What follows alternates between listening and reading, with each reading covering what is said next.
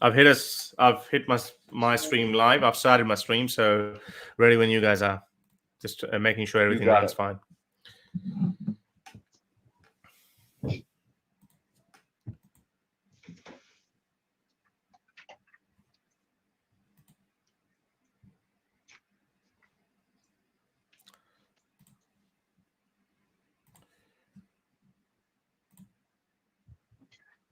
Okay, can everyone in my stream hear? Sound is good? Hi, Daniel. Mic check. Mic check, Daniel. Sounds good. Sounds good. Why am I hearing myself? Do you happen to have a watch page of the event up anywhere? Like do you have a YouTube tab that is looking at your watch page? Yes, I had the YouTube tab open. Okay, that's closed, so that's good. Sorry, that's embarrassing. No worries, happens all the time. Happens all the time. Right, good. Great, I am set over here, so we're backstage still, so they can't see us or hear us, but I have started the stream just to be sure that the connection is strong. And then what I do at the very start, and just to be sure that I absolutely remember correctly, is if I remember, well, let me just double check that way I don't I keep your guys' faith. So format wise, I have Harris going first for the opening. Oh, am I going first? Okay, good. And then I've got, which will be about 20 minutes if you absolutely need that long. And then roughly 15 from Daniel, and then the hour back and forth segments with one less segment for Harris since the opening is extra long. And then 1 hour of open discussion after that, and then 30 minutes of Q&A. Perfect. Wait, for the Q&A, are you going to just pick questions from the audience or James? Yep, in the chat, people usually, when they tag me with @ModernDayDebate, that's where the questions come from. So if they have two tabs open, like if they're watching both at your channel as well as at Modern Day Debate, if they tag me at the Modern Day Debate live stream, then I can, then I'll see those questions. It's hard for me to monitor 3 chats though. No, that's totally understandable. Or how about if you just open my chat as well later on, obviously not now. Then you'll have Daniel's, mine, and yourself, and then maybe just look at the I don't know. You don't have to read everyone. Just pick randomly if you pick any question. Because it's not fair. I can try. The only challenge, only challenge is that I have both. I have like a Twitch Modern Day Debate chat that I monitor, and then the YouTube one, and then doing your guys' on top of it would be 4. So like it's a little bit hard for me to monitor all those for questions, but I can try my best. Well, okay. Well, no, it's like you'll get the questions in your chats, and then if there's literally no questions for me or no questions for Harris, then you can figure out what to ask us. But I think it'll be fine just to monitor your own stuff. Yeah, that's fine. I'm okay with that. I'll see what I can do. I'll try to be flexible, and let me just double check that the picture and everything's coming through smooth, and we'll be off to the races. Okay. So what I will do is I always do a cold open at the start where I'll say, hey, everybody, today we're debating, should we have human rights or Sharia law? And we are starting right now. And then I'll say, hey, welcome everybody to Modern Day Debate. And we are going to hand it over to Harris for his opening statement. And I'll say, Harris, the floor is all yours. And then both of you, like, feel free to, introduce yourselves, and we'll give you a little extra time for that, like an extra minute if you need. That's totally cool. And I will, throughout the debate, mention that your links are in the description, as we want you guys to have plenty of exposure. And then any last questions? Nah, let's get this underway. Cool. All right. Excited. So I'm going to kick it over in.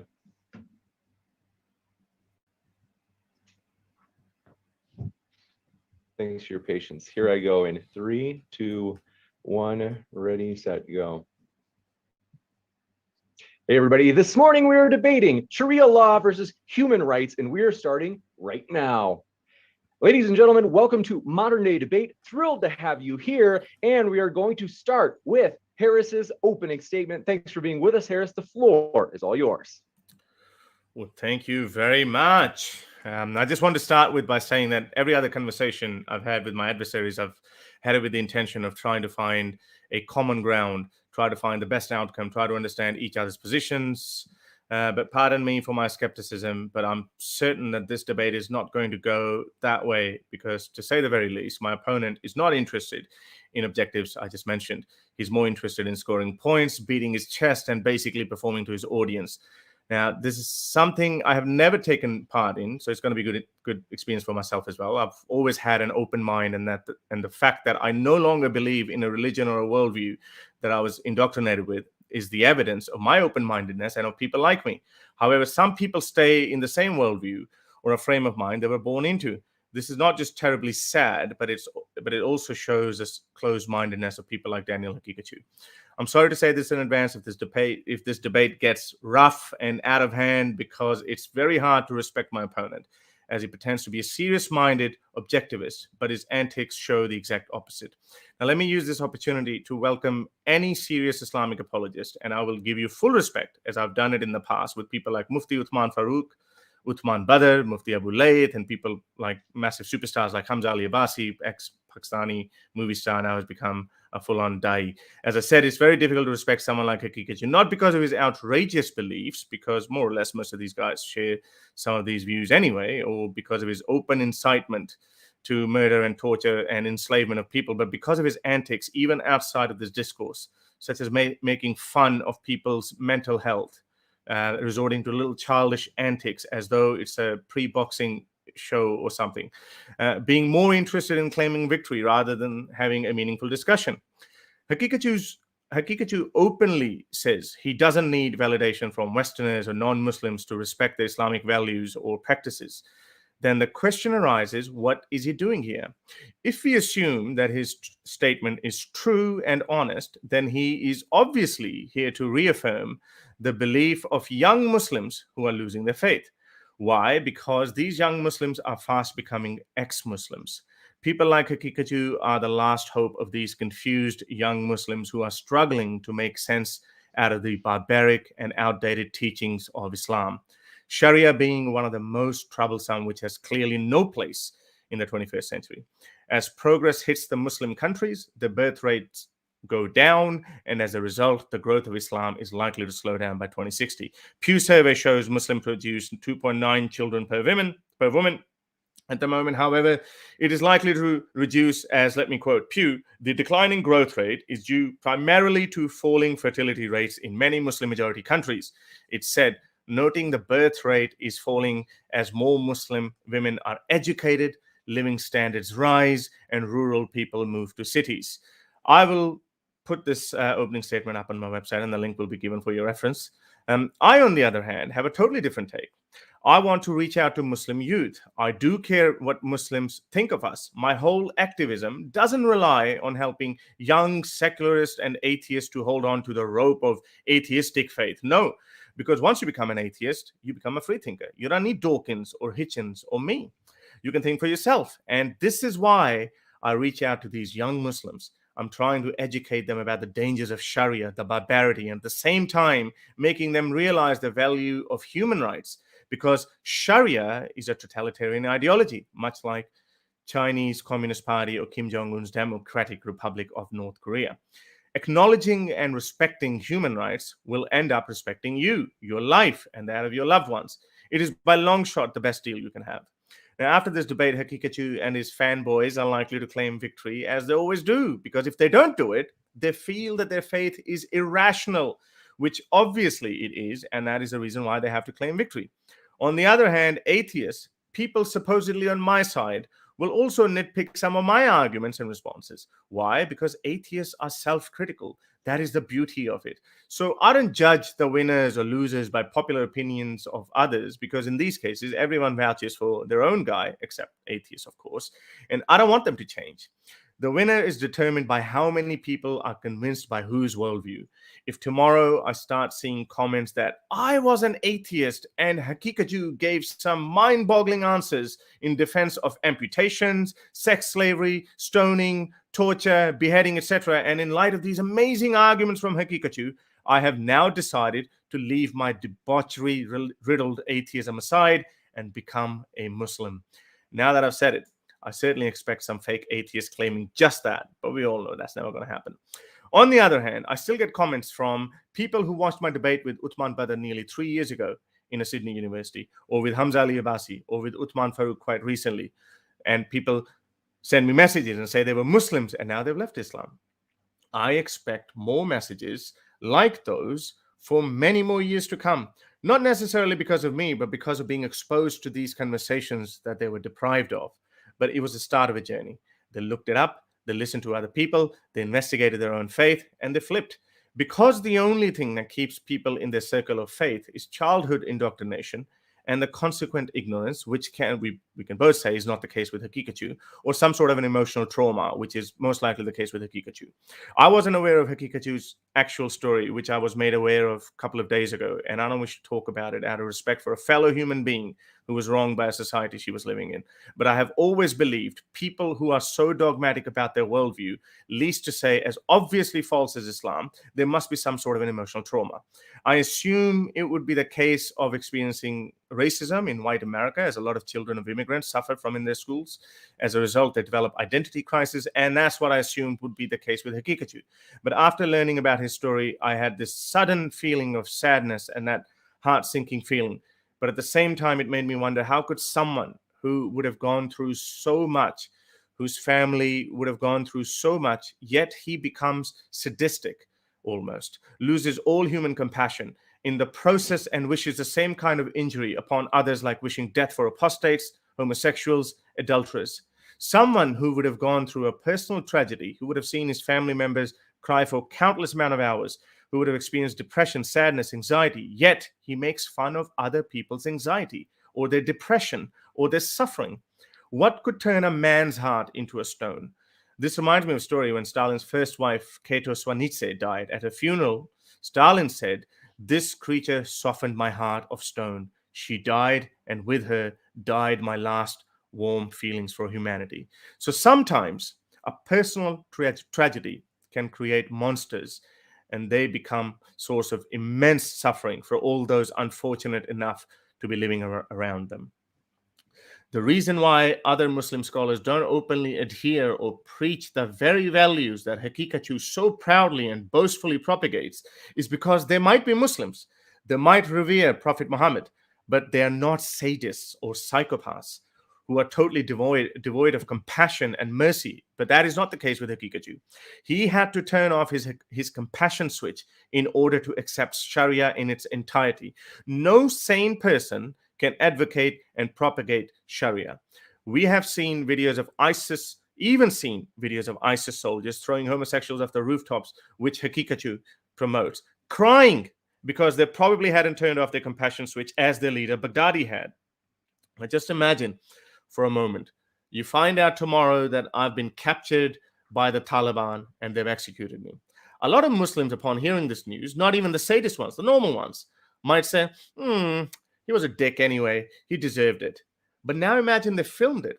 I can guarantee some Muslims will be troubled by that, and they will start making excuses like, maybe he should have been given a chance to repent, or maybe we should leave these matters to Allah, or they would try to make some other types of excuses. Why?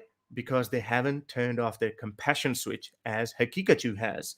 Now imagine they actually film torturing me and then slicing my throat while I'm trembling as the blood slowly gushes out of my throat like a slaughtered cow.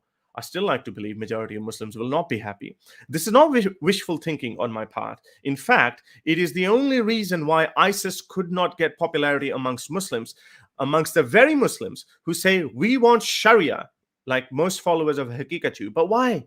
Because most humans haven't or can't turn off their compassion switch as Haqiqatjou has. Once we see suffering, we have this natural reaction of disgust and outpouring of compassion. Now, in all the three mentioned scenarios, I could expect a tweet from, actually, he lost his Twitter account for propagating the same brutal and sadistic punishments. But anyway, he would find a way, maybe on Facebook, to express his happiness by saying something like, Murtad has finally met his well-deserved end, laughing emojis, ha, ha, ha. Why? Because he has become a sadist and there's no compassion left in him. I want to ask the Muslims who are watching this, is this the kind of society you want to live in? That is that is brutal, not only to the obvious murderers or rapists, we can put that aside for a moment, but those considered by Sharia as criminals who have no victims, like homosexuals, apostates, or adulterers. Is this who you want to be? If the answer is yes, then it is a sad case for you. If the answer is no, or you try to listen to people like Haqiqatjou to rationalize this barbarity for you by saying things like, oh, for the collective good, we have to punish apostates and homosexuals or whatever, then it means something is bothering you. It means you still have your humanity, compassion, altruism intact. In fact, I was told recently Muhammad Hijab went out of his way to find a no execution way out for apostates. He even made up an explanation for it. Why? Because I realized maybe even he has some compassion left in him. Unfortunately, same can't be said about people like Haqiqatjou or Ali Dawa, who's proud of executing apostates. This is why Sharia should be condemned. Sharia, in its literal application, demands you to turn off your compassion, altruism, and humanity. This brutal system is not just against you or me or some sort of an ideological standpoint, but it is anti-nature. Nature in the form of evolution has put feelings like altruism and compassion in us. And Sharia can be anything but compassionate or altruistic. I feel sad about the terrible story of the young woman, and my last couple of days were actually spent wondering how much should I talk about this? Should I bring it up without hurting anyone? And I want to say my heart goes out to Haqiqatjou's family, and I don't blame them for being bitter with this so-called Western justice system. I have often said that I am against capital punishment, but if something like this had happened to me or my loved one, I would be going for the torturous execution of the perpetrator. But I also understand that this position would be a position of a grieving family member. It would be based on emotions and not rationality. We know Hitler and Stalin were both beaten up by their respective fathers. They were both victims, but their personal tragedy cannot be ignored or not brought under scrutiny if we want to avoid the crimes those psychopaths committed. Personal tragedy is no excuse to turn the lives of other people into tragedies. This is where I see Daniel Haqiqatjou. He's had a terrible experience, and I fear this experience has turned him into a cold-blooded, heartless, compassionless sadist at best or psychopath at worst. Ideas like Haqiqatjou propagate are dangerous for everyone sharing the planet with him. How many Mullah Umars or Baghdadis will come out as a direct result of Haqiqatjou's views? We don't want to know the answer. So stay away from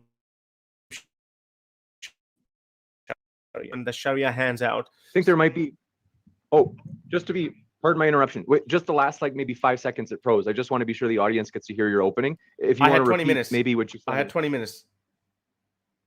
Oh, what I was saying was that your feed froze. Oh, right. So it wasn't, at least on this side, we couldn't hear the last like 10 seconds or so, if you want to repeat it. Okay. Let's just go with. So I'll start that again. This is where I see Daniel Haqiqatjou. He had a terrible experience. He's had a terrible experience, and I fear this experience has turned him into a cold-blooded, heartless, compassionless sadist, or at best, or psychopath at worst. Ideas people like Haqiqatjou propagate are dangerous for everyone sharing the planet with him. How many Mullah Umars, Baghdadis will come out as a direct result of Haqiqatjou's views? We don't want to know the answer, so stay away from Sharia. Now, on the other hand, what am I proposing? The quest for implementing brutal punishments that Sharia hands out comes from either personal grievance, as it is most likely the case with Haqiqatjou, or from a very simplistic worldview that hardcore punishments somehow reduce crime. If your position is that of Haqiqatjou, then I think you would all agree that it is an emotional position and not rational. If you are a Shariaist due to the latter belief, then let me break it to you. Corporal or brutal punishments not necessarily lower the crime. Let me give you some examples. Homicide rates in Saudi Arabia, where you get beheading for murder, is 1.3 per 100,000, whereas in Japan, which is a far bigger country than Saudi Arabia, it's only 0.3 per 100,000, where there is no capital punishment. Finland, Sweden, Norway, all of these countries have less homicide rate than Saudi Arabia. I'm not saying that not giving capital punishment is the reason for lowered murder rate, but I'm saying that giving out death sentences does not lower murder rate. The problem is far more complicated. It depends on various variables like economic prosperity, for instance, attitudes towards honor culture, alcohol problem, divorce rate, etc. If you defend corporal punishments for this reason, then as I showed you, it's simply not true. So we can deduce that having Sharia is not just useless, because it doesn't serve any purpose, it doesn't lower the crime at best, but very dangerous at worst, because public executions, totalitarian societies devoid of free speech and personal freedom is not conducive to a healthy lifestyle. On the other hand, legal system built on reason, debates that go through rapid evolution is not only useful, but also beneficial because it brings happiness, prosperity, and overall a better quality of life. You got it. Thank you very much for that opening statement. And want to let you know, folks, if it's your first time here at Modern Day Debate, we hope you feel welcome no matter what walk of life you are from, whether you be atheist, Muslim, Christian, you name it. We are glad you're here, as we are a nonpartisan or neutral channel, and we want everybody to feel welcome. So what we are going to do is kick it over to Daniel for his opening statement. Thrilled to have you here, Daniel. The floor is all yours. Bismillah, alhamdulillah, salatu wassalam ala rasulillah. Thank you to Modern Day Debates for hosting, and thank you to everyone watching. The debate today is about Sharia versus human rights. Sharia just means Islamic law. Islamic law is not just corporal punishment, it's a holistic system of life that governs everything from how Muslims pray and worship, how they get married, to criminal punishments and even economic matters. My main point today is simple. Harris Sultan and other ex-Muslims are playing a con game. They're being dishonest with their audience and sometimes outright lying to them. Today, I'm going to focus on 3 of their biggest lies. Lie number 1, promoters of human rights like Harris claim human rights are a beacon of hope. Human rights are the mark of civilization and progress, and everyone should adopt human rights. But is this true? Do human rights bring prosperity and progress? 192 out of 195 countries of the world have officially adopted the UN's Universal Declaration of Human Rights. That's 98% of all countries in the world. Do we see prosperity and progress in these countries? Let's look at the GDP per capita. North America is at $61,000 per capita. Western Europe is at $54,000 per capita. Australia and New Zealand are at about 55,000. These regions are at the top of the heap. It must be because they're so strong in terms of human rights and democracy, right? But let's compare that to Eastern Europe. Just $9,000 GDP per capita. Latin America is less than $7,400 per capita. India, the world's largest democracy, is only at $2,000. Sub-Saharan Africa is at $1,500. For Muslim countries, the average GDP per capita is $7,500. And if you exclude the oil-rich countries, the number is at $4,600. So when people want to say Muslim countries are economically behind because of lack of human rights, the reality is Muslim countries are at the same level as most of these human rights respecting countries. Why do countries like America, UK, Britain, Australia have 10 times, 20 times, 30 times the GDP per capita of countries in Latin America, Eastern Europe, Sub-Saharan Africa? Why this massive inequality? None of the countries in these regions are Muslim, and all of them respect and abide by human rights.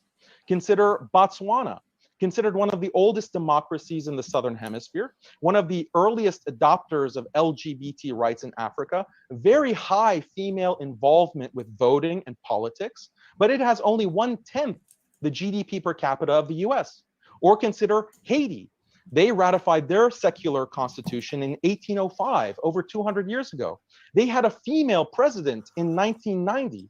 Their GDP per capita is 1/50th the United States, and on and on.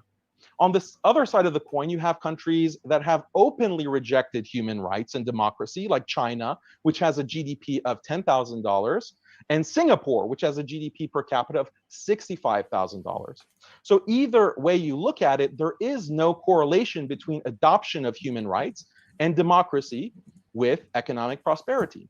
Harris, you need to explain this. These countries that have nothing to do with Islam, that have adopted human rights and democracy and women's rights and LGBT rights, why are they stuck in abject poverty? Because you want to blame problems of poverty, problems of violence and social dysfunction on Islam. So how do you explain these countries that have nothing to do with Islam, that have these same problems and often worse problems? Why is it that human rights only brings prosperity for North America and Western Europe, and the majority of the rest of the world suffers? Better yet, explain why people living in human rights abiding democracies in Latin America, in Africa, are literally dying to migrate to America and Western Europe. Why are they risking their lives to escape their human rights hellholes, Harris? Explain that. And we don't have to just limit ourselves to GDP. Look at the life expectancy. Latin America, Eastern Europe, Sub-Saharan Africans have 5 to 15 years lower life expectancy. Those countries also reported far lower happiness levels. According to the UN's 2017 World Happiness Report, according to self-reported happiness, countries of North America and Western Europe have the highest levels of happiness, while Latin America, Sub-Saharan Africa, and Eastern Europe have the lowest levels. So why is this, Harris? None of these countries are Muslim countries. They're all democratic countries, secular countries. Some of them even have very high levels of atheism. So why aren't they enjoying progress and prosperity? Let's call this question the Botswana question. If Harris cannot explain these discrepancies, if he cannot answer this Botswana question, then he should admit that democracy and human rights are just a big hoax. Harris wants people to hate Islam by trying to pin the issue of poverty and social dysfunction to Muslim countries, but as we've seen, it's not a strong connection. Lie number 2, Harris wants to pretend like his problem is with Islam, but in reality, his criticisms of Islam apply to every single religion and every traditional form of culture, because all traditional religions and cultures clash with modern human rights. Traditional Christianity, traditional Judaism, Native American culture, Hindu culture, Shinto religion, all of these traditional ways of life clash with modern human rights. This is because human rights is an extremist ideology. Human rights ideology says that the most important thing is individual liberty and equality. Individual liberty and equality have to be prioritized over literally every other human value. This is extremism. Every other traditional religion and life philosophy says, no, individual liberty and equality have limits. Islamic law, for example, agrees with the human rights activists that, like Harris, that individual liberty and equality are beautiful values. For example, in Islam, you have the right to your wealth, to your property, the right to privacy, and so forth. Also, Islam provides legal equality between all people, men and women, Muslims and non-Muslims, in certain, but not all, areas of the law. But Islam says, yes, individual liberty and equality are beautiful values, but they're just 2 out of many beautiful values. And sometimes you have to restrict liberty and equality in order to preserve other important values and institutions. A useful analogy here is, imagine offering a child candy or broccoli. If it were up to the child, he would choose the candy every time. Eventually, the child would get diabetes and die. That's what human rights liberalism is like. It's just about giving the candy of individual liberty and saying that's all that matters. Islam says, look, there's nothing wrong with candy. In fact, we love candy. But if you only eat candy, you will die. You also need meat, dairy, vegetables, and carbs. As a simple example, in Islam, you can't have sex with whomever you want, whenever you want. There are strict restrictions on premarital and extramarital relations. And the obvious benefit of this is that it ensures strong and stable marriages. This is because of human biology and natural human psychology. Islamic law perfectly accounts for human nature, and abiding by the Sharia has these clear benefits for marriage. But human rights says, no, people should have 100% individual liberty and 100% sexual autonomy. You should have the right to sleep with whomever you want, whenever you want, unimpeded. That may sound good to those who have been indoctrinated by this extremist ideology, but we have to ask, what are the consequences of such a policy? Is a society that adopts unfettered sexual autonomy compatible with marriage, with love, with romance? Is it compatible with family? Well, we don't have to speculate. We can look at countries where this so-called human right has spread, and the statistics paint a very bleak, dark picture. And I'll discuss the exact statistics later in the debate, inshallah. Another example is family relations, because just family relations beyond just husband and wife. Science and anthropology say that humans have this deeply rooted biological drive to come together in families. And these families have a natural hierarchy with fathers as the heads of the household, then mothers, then children, and so forth. Again, this human behavior is biologically rooted, and historians and anthropologists point out that the same patriarchal family structure is found in 99% of human societies historically, including Islamic societies. But human rights extremism says, no, this kind of patriarchy with men over women violates the principle of equality. Men and women should all have the same authority, the same roles, and everything has to be exactly equal. This is not only an attack on Islamic law, this is an attack on human biology itself. This is an attack on 99% of world cultures which do have patriarchal family structures. And the result of this human rights extremism that has been forced onto the whole world for the past 200 years is that families are being destroyed. Again, I will share, inshallah, more information to justify all these points. But the main point is that marriage, family, community, and even the human race itself, these are things that have a deep-rooted biological basis. Islamic law preserves and protects these things by setting the proper balance with individual liberties and equality and other important values. Modern human rights, in contrast, destroys marriage, destroys family, destroys community in all traditional cultures and the human race overall, because it puts individual liberty and equality above all else. The question is, does Harris believe in balance, or is he the extremist? Let's call this the balance question. Ultimately, Harris would be lying if he said that his problem is solely with Islam. He should be honest. The problems he has with Islam violating human rights, he has with all traditional cultures and religions that limit individual liberty for the sake of protecting marriage, family, and community. Harris should be honest. Instead of saying human rights versus Sharia, he should say human rights versus literally every traditional culture and religion in the world. Lie number 3. What is the difference between Harris Sultan and European colonizers? What is the difference between Harris Sultan and the neocons in Washington who pushed for the murderous invasion of Iraq and Afghanistan 20 years ago and continue to agitate for human rights in the Muslim world today? What is the difference? Let's call this the colonial question, because all the arguments Harris brings against Muslims in Afghanistan or Pakistan or anywhere else, all of those exact same arguments have been used by European colonizers historically against not only Muslims, but against Native Americans, against Africans, against Aboriginals, against the Chinese. When Harris says Muslims abuse women because they practice polygamy, that exact same argument was used by American settlers in the 18th and 19th century to dehumanize Native Americans and justify genociding them.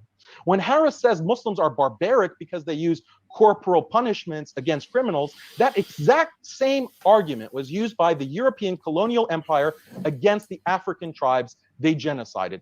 The real question is, does Harris think the colonial project was a good thing? After all, colonialism is what brought modern human rights to all these different parts of the world. The West invading and occupying the world to bring freedom and democracy isn't something that just happened in Iraq and Afghanistan. It's something that's been happening for over 200 years. If Harris thinks human rights are so amazing, then does he think it was a good thing that Africa was colonized or Latin America? Does he think it was a good thing that India was colonized? Wasn't it colonialism that brought his own Muslim ancestors in the subcontinent to the light of reason and human rights? So Harris, my question is simple. Clearly, the world is not going to freely choose human rights. History has definitively proven that, and Afghanistan is only the most recent example. If you really want people to abandon their religions, abandon their ways of life, their cultural heritage, and replace them with human rights, you have to force them. And forcing people inevitably gets very brutal and very bloody. That's the only way. That's why the 19th, 20th, and 21st centuries are soaked with the blood of non-Europeans who were killed in the name of spreading freedom and democracy. So are you going to be honest, Harris, and stand by colonialism? Look, if human rights are so wonderful as you claim, Harris, then 200 years of brutal colonialism and millions of dead must have been worth it. Why don't you own it, Harris? When you advocate human rights, you're like a chef that presents this appetizing sausage to your audience, but you aren't honest about how that sausage is made. Muslims, at least, are honest. Islam is honest that spreading Islam sometimes requires war. That's acknowledged in the Quran and the example of the Prophet, peace be upon him.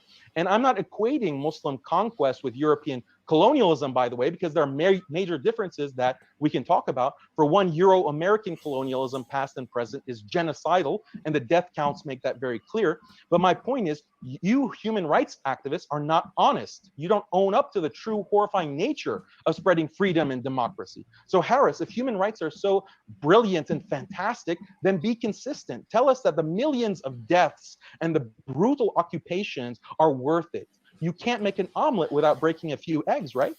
So just own it. Stop pretending you're something you're not. You're just playing a con game. The only way you can credibly sell human rights to your audience is if you hide all these things or gloss over them. You hide the brutal history of human rights. You hide the fact that human rights destroys marriage, family, community, how it attacks every traditional way of life. You have to hide all these things because otherwise no one would buy it. And actually it would make Islam look pretty good because Islam is fighting against this human rights monster. But you can't be honest, can you, Harris? So just stop with this con game. Okay. We will jump into the next section, folks. Want to let you know, as mentioned, welcome to Modern Day Debate. If it's your first time here, we're a neutral platform. Our guests are linked in the description. So if you're listening, you're like, I want to hear more of Harris or I want to hear more of Daniel. You can hear more by clicking on their links in the description. And that includes on the podcast as we link our guests there as well. Now, for today's format, it's a little bit different. So we're going to have an hour of, well, technically a little bit less than an hour of 5-minute segments from each speaker. So we'll be starting with Harris for 5 minutes, and then we'll go to Daniel for 5 minutes, and we'll keep rotating back and forth. So I reckon you should start with Daniel with the first monologue because I've already lost mine. So that would put me like 2 behind. Oh, I was going to take yours off the end, but we could do that as well if you'd like. Yeah, I think that would be better that way because, you know, we can stay on top of what Daniel is saying so I could respond to it. If Daniel is okay with that, I'm open to it. And then also want to let you know, folks, if you happen to have a question, feel free to tag me in the live chat with @ModernDayDebate. Makes it easier for me to see those questions as we'll have the Q&A at the end. But Daniel, if you're okay with it, you can start the 5-minute sections. It's up to you. Let Harris go first because I can just extend a little bit my last two and just blend them together. Okay, all right. Like the two last. Okay, see how nice I am, Daniel. What was that? I said, see how nice I am. I've actually said yes to everything that you said so far. Yeah, I'm a sadist apparently, so you're very nice. Yeah, go ahead. I'm not seeing any emotions from 5 minutes. Which is Go ahead, Harris. All right, let's get to the next one then. Okay, so the proponents of Sharia base their argument on the claim that it is objective morality because it comes from the creator of the universe. Therefore, whatever he says is true, and by their definition, this is objective morality. We cannot understand why it is like that, but since he's saying it, therefore it is objective and inherently good. But when we scratch the surface and put it under the microscope of reason and logic, it is anything but objective in nature. So let's examine this claim. Objectivity means something that is absolutely true in its claim, regardless of conditions, feelings, or opinions. Basically the opposite of subjectivity, which relies on interpretations, limited understanding, opinions, and is conditional. So I've thought about it for a very long time, and I'd like to see Daniel's view on that as well. If we are to take morality, in this case called Sharia, from an outside agent, in this case Allah, on the claim that it is objectively good, then there are 4 options. Option 1, Allah is only capable of giving out good commands. Consequently, he's incapable of giving out evil commands. If we assume this premise is correct, then indeed morality does become objective. I'll give you that. But it violates other claim traits of Allah himself. For example, he's incapable of giving out evil commands, meaning he is not omnipotent. He's just a calculator. Like a calculator can't tell you 2 + 2 = 5. So we can trust him. He doesn't have free will because even if he wanted to give an evil command, then he can't do it as he pleases. He can't lead people astray. He can't give them wrong directions, causing them to burn in hellfire, which is against Allah's traits, as per the Quran, chapter 14, verse 27, which also entails that Allah leads people astray as he wills, meaning he can give them wrong directions, which is kind of an evil command, knowing that the person is headed towards an eternal abyss, which also violates in turn Quran chapter 7, verse 28, which says he can't give evil commands. So it is safe to say that this is not the case with Allah, and this premise doesn't fulfill all the characteristics of Allah. Now, option 2, which is more likely, A lot of Muslims take that one. Allah is capable of giving out evil commands, but he chooses not to, as it is against his nature to give evil commands. In this case, his condition of omnipotency is restored. If we assume this premise is correct, then we could expect good directions from Allah, because it is not in his nature to give wrong directions. But that would require faith, which is inherently the opposite of objectivity, because objectivity requires us to be able to test, verify, and measure. As per the premise, all the commands might actually be all good, because he chooses never to give an evil command, but it can't be called objective. You could argue that in your limited wisdom, Haris, you might not be able to see the bigger picture, and what seems like a wrong direction to you might actually be a good direction, such as the case Allah ordering Abraham to sacrifice his son. Abraham accepted it as Allah's good command because of his faith. He had no way of knowing that Allah had a different plan unless he had faith in him, which he did.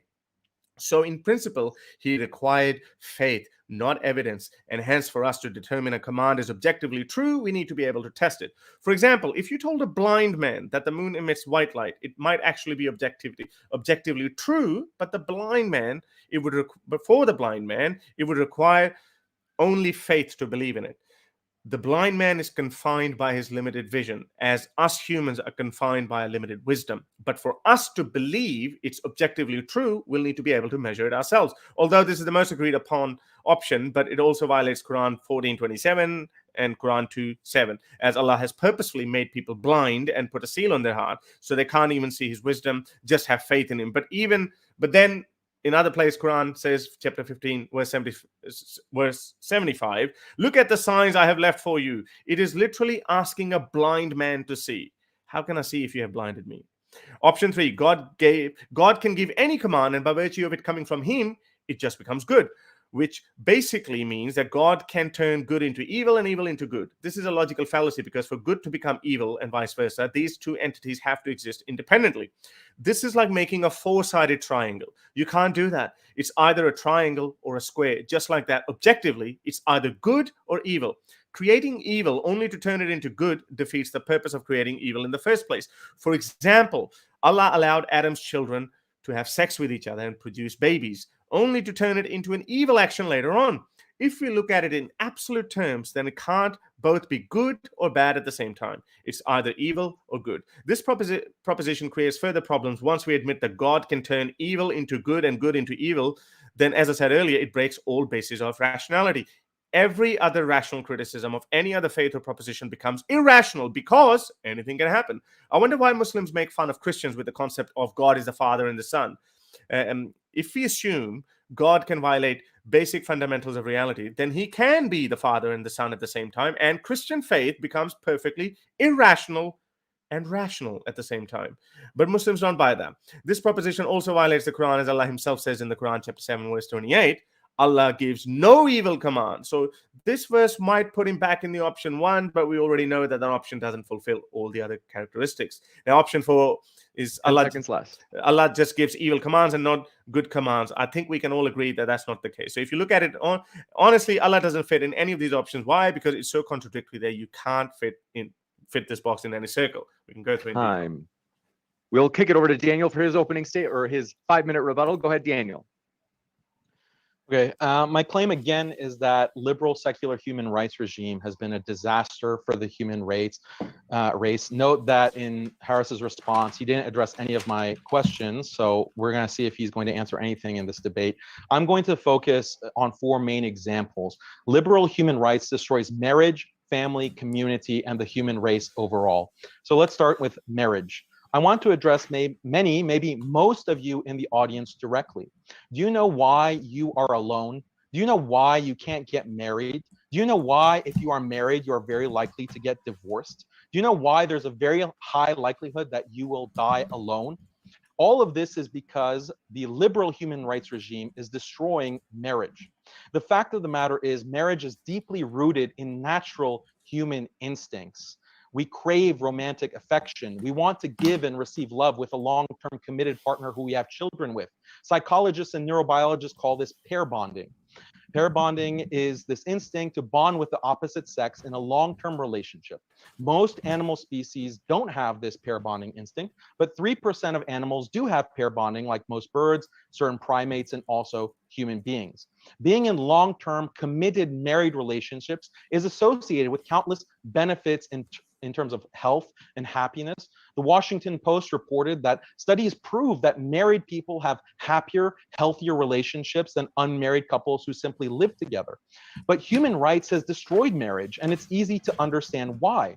If you're constantly prioritizing individual liberty, individual happiness, then that conflicts with the long-term sacrifice and commitment that marriage requires. Stable marriages require you to give up your individual autonomy in many significant ways. And liberalized people are not interested in that. And the stats prove it. Nowadays, most people are not getting married. According to Pew, 65% of millennials between the ages of 23 and 38 were unmarried in 2019.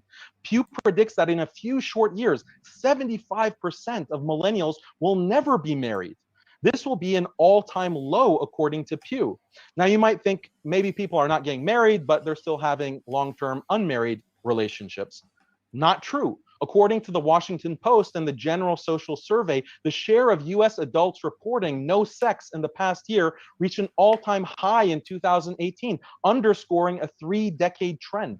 About 1 in 4 adults did not have sex the whole year, and the numbers continue to increase every year in what experts call sex recession.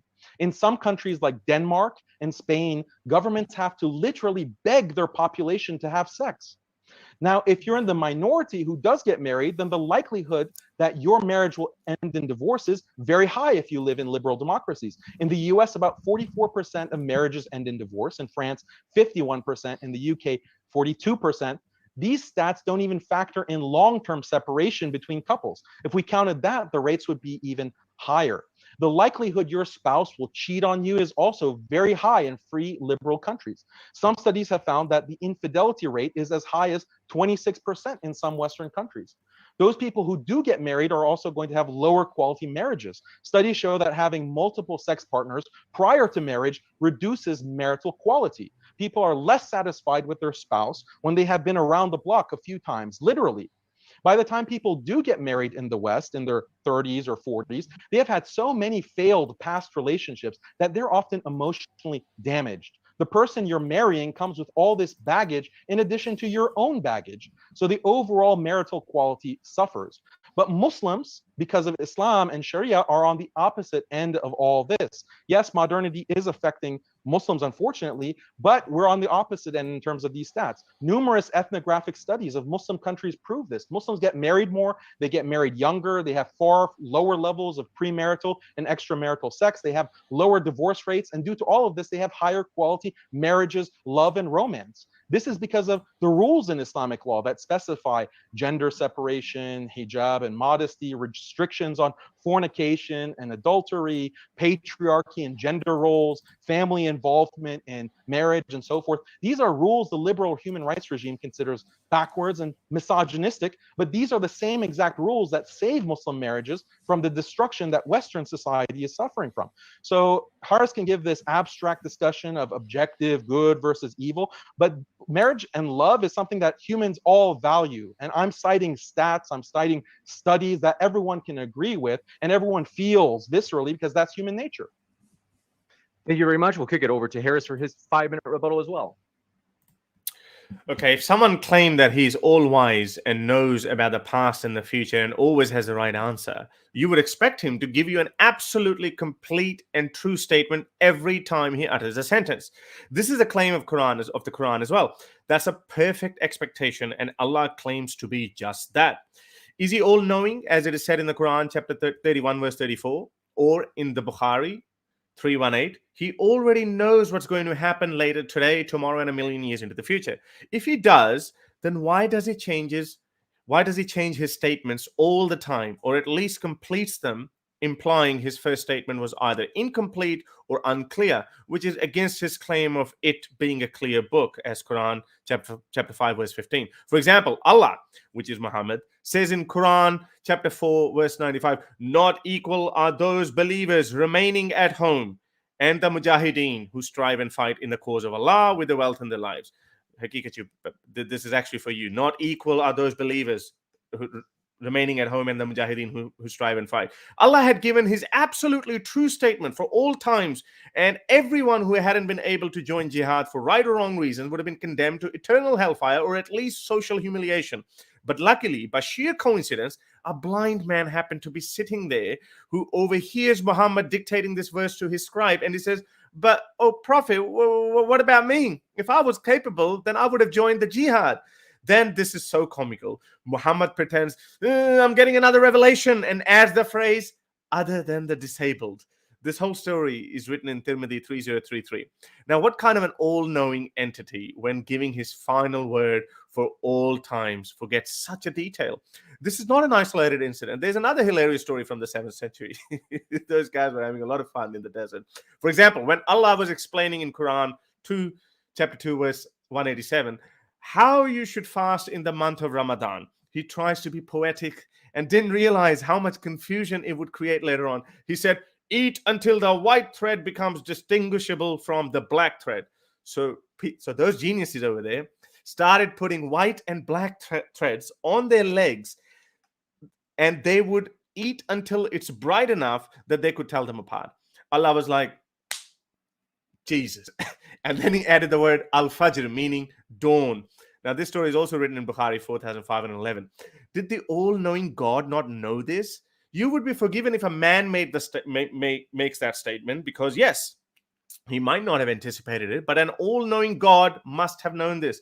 These are very basics. Allah was making even a moderately skilled author like Haqiqatjou would probably not make that mistake, because we know when we write something, we anticipate how the other side might interpret it or how they will counteract it. This happens in our case all the time, because we don't claim that we know everything. We write a solution, we do our best, and when a situation arises, we adapt and change accordingly. But the claimant of all the knowledge doesn't have this luxury.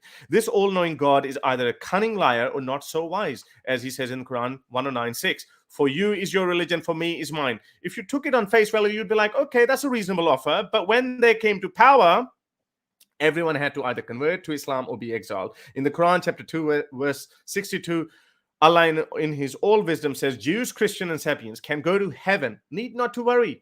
But when Muhammad realizes he can achieve a lot more, he abrogates it and says in the Quran 385, as only Muslims can go to Jannah, non-Muslims will be the losers. Moreover, how many other verses there are where not only ordinary people, but learned scholars of Islam disagree with each other, but they don't have the luxury of a prophet running around who could instantly get a text message from Allah, like in the case of a blind man, who could tell us, oh, no, this is not what I meant, this is what I meant.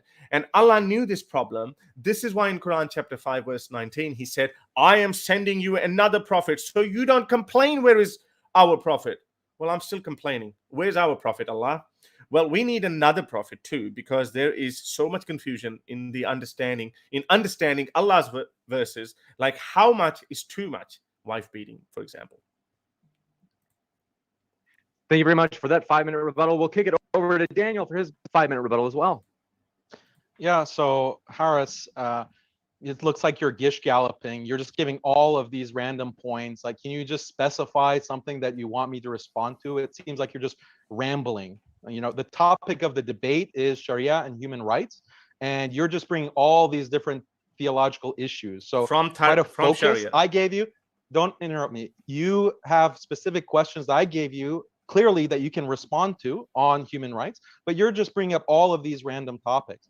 So on the issue of family, look, I'm bringing objective arguments, unless you want to say that family is not valuable or marriage is not valuable, okay? But otherwise, family and marriage and love, these are valuable things. Objectively, all humans agree. Is living in a strong, stable family with mother, father, grandparents, uncles, and aunts a human right? The vast majority of human beings throughout history and today have lived in these extended families, and countless studies show the psychological and sociological benefits of living in strong, stable kinship groups. Other studies show that not having family or living in broken families is associated with higher crime, higher depression, higher drug use, higher suicide rate, higher mental health problems, and so forth. Again, it's easy to understand how emphasis on individual liberty and equality above all else is antithetical to objective family value. family often requires you to sacrifice your own personal desires for the benefit of kith and kin. Taking care of children or taking care of the elderly are significant burdens. If you constantly tell people that maximum freedom is the most important thing above all else, it's no surprise that people will choose self-interest over family again and again. And eventually the institution of family will die off, which presumably you think is a bad thing, Harris. You might have even heard this anecdotally from friends who say bluntly, I have my own dreams and ambitions. I can't waste time on children or my parents. This is the anti-family sentiment that has spread like cancer in the modern world. And it's because of prioritizing individual liberty. And all the stats, again, prove it. Just look at average household size. For example, according to Pew, North America and Europe have the smallest average household sizes, whereas the Muslim world has double the household sizes of the West. Pew Research also shows that living alone is more common in wealthier countries, especially North America and Western Europe. Fertility rates are plummeting throughout the modern world. UN report shows that in Europe, the fertility rate is below replacement, only 1.6 child per woman. The same thing in North America, below replacement levels, but Muslim world, it's double or triple those fertility rates. This another metric that represents the death of family is the rise of single parent households. According to Pew, in the US, about 1 in 4 children are in single parent households. In the UK, 1 in 5, and these numbers have dramatically increased over the past 50 years. What this means is that even the very few children that are being born in the developed world live with a single parent, usually the mom, and she, of course, has to work to make ends meet. So this is not even the nuclear family. Forget about extended family. Even the nuclear family has been destroyed in the modern West. What this means is that realistically, a high percent of children in the West don't have any family to speak of. No father, no siblings, no grandparents, no cousins surrounding them. Now, I can list for you a bunch of studies that demonstrate that children raised in these single parent households are at increased risk of dropping out of school, increased risk of being incarcerated, doing drugs. Other studies show children from single family households have double the risk of mental health problems. They're more likely to be abused, more likely to commit suicide, and on and on. And this makes sense from a biological and psychological standpoint. For tens of thousands of years, humans have lived in large families with their own flesh and blood. When you strip that all away, like in the modern human rights West, what's that going to do to people psychologically? What is it going to do to them sociologically? Again, we see Muslims at the opposite end of the spectrum with all of these stats, and this is because of the rules in Islamic law, rules that specify parental rights, known as birr al-walidain, being good to parents, emphasis by the Prophet, peace be upon him, on fertility and having big families, emphasis on kinship rights and duties known as silat al-rahim, emphasis on getting married young, emphasis on taking care of elderly family members, not just dumping him in a nursing home, as is increasingly common throughout the West. And also the patriarchal family structure, that is also very important. So these are some of the rules that the liberal human rights regime considers contrary to personal freedom and human rights, but these are the exact same rules that preserve the important human institution of the family. Don't you think families are objectively good, Harris? Then explain why human rights are destroying them. Explain that. We are going to kick it over to the 5-minute response from Harris. And I want to remind you, our guests are linked in the description, folks. Go ahead, Harris. Right. So you've obviously got a script that you're stuck to, and this is why we have to talk when the actual discussion starts. But so far, you haven't responded to any of my responses because you haven't spoken anything. You haven't said anything about Sharia. Don't interrupt. You haven't said anything about Sharia. I've spoken about your claim is Sharia is objective, and I've laid the argument against how it is not objective, and you haven't said anything yet. So let's just keep digging further into Sharia. And then the problems that you're pointing out, some are valid, some are not valid. But either way, you make a mistake claiming that Sharia is somehow the solution. And this is what I'm exposing right now. Sharia is not a solution. So let's talk about the elephant in the room. I'm talking about slavery, which you are a massive proponent of. As I said earlier, not all Muslims have turned off their compassion switch, and they go out of their ways to make excuses, such as how Islam promoted compassion, that it set in motion the world where slavery will eventually be abolished. Yes, it's a completely fabricated claim. I agree with you on that, but at least I can understand that they're trying to keep their humanity intact. In fact, this is the same claim modern-day Judeo-Christian apologists make as well. But you, Haqiqatjou, Don't take that approach, because once you have lost all compassion and humanity, it's easier to become a literalist, because Quran literally advocates cruel practices like slavery. I wouldn't go into the mainstream slavery, the idea of treating human beings as commodity. That's just okay for you, yeah? I'm particularly troubled by sex slavery. Islam and Sharia literally allow you to go to a neighboring village, kill their men, and take their women as sex slaves who would clean your house at day and do other things at night. Does this not send shivers down your spine? Is this a solution that you were just offering about what human rights, what core family is destroyed or something, and this is the alternative that you're offering? Maybe it does to James and every other sane person listening to this, but look how cool you are, Haqiqatjou, with the possibility. You might be getting turned on by this practice. Quran allows this in multiple places, such as chapter 4, verse 24, 25, chapter 23, verse 6, 24, 31, and many more. How could this not be wicked and cruel? Ordinary Muslims are troubled by this, and I inquired further. If I can't make you feel for other humans that you intend to take as sex slaves, let's reverse the roles. Let's imagine I and my soldiers raid your village, kill you and your male members, and then take your daughters, wives, even mothers as sex slaves. Your women would not just have to deal with the fact that their husbands and sons and fathers have been murdered, but also the same night they have to deal with having sex with the killers of their fathers and sons and husbands and brothers. Would you be okay with that, Haqiqatjou? Now, can you answer that one? Maybe you can't feel that for other women who are not related to you, but surely, even as a sadist like yourself, could feel that for your female family members. If not, then I can only hope that other men who supposedly follow you don't think like you. Some Muslims say, well, you don't have to rape them, as though any woman would like to sleep with the very people who have murdered their fathers, brothers, sons, and husbands. This is not some far-fetched case. This is exactly what happened with Rehana bint Zayd, whose husband was killed by Muhammad's men after the massacre of Banu Qurayza. She refused to marry Muhammad out of respect for her dead husband, but eventually married Muhammad after she got sick of being the slave girl of Muhammad. Moreover, the infamous story of Safiya, when her father, brother, and husband were killed, Safiya was taken as a slave girl, and Muhammad slept with her on the very first night.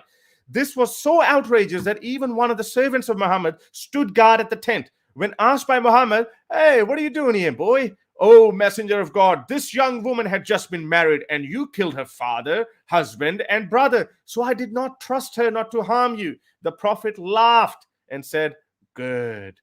If we filmed this, imagined it in flesh, every sane, Muslim or not, every sane person would be outraged by this behavior. This will be how an ultimate villain behaves. Yet, this is the man all you guys practically worship. There's so many such stories. Let's look at this one. Once Abu Sa'ad says, after the battle of Banu al-Mustalik, we came across some captive women. We asked the Prophet if we should drop our load, by load I mean semen, in or we pull out. The Prophet says, do what you want. Allah controls the pregnancy. Bukhari, chapter 4138. These captive women were living, breathing human beings.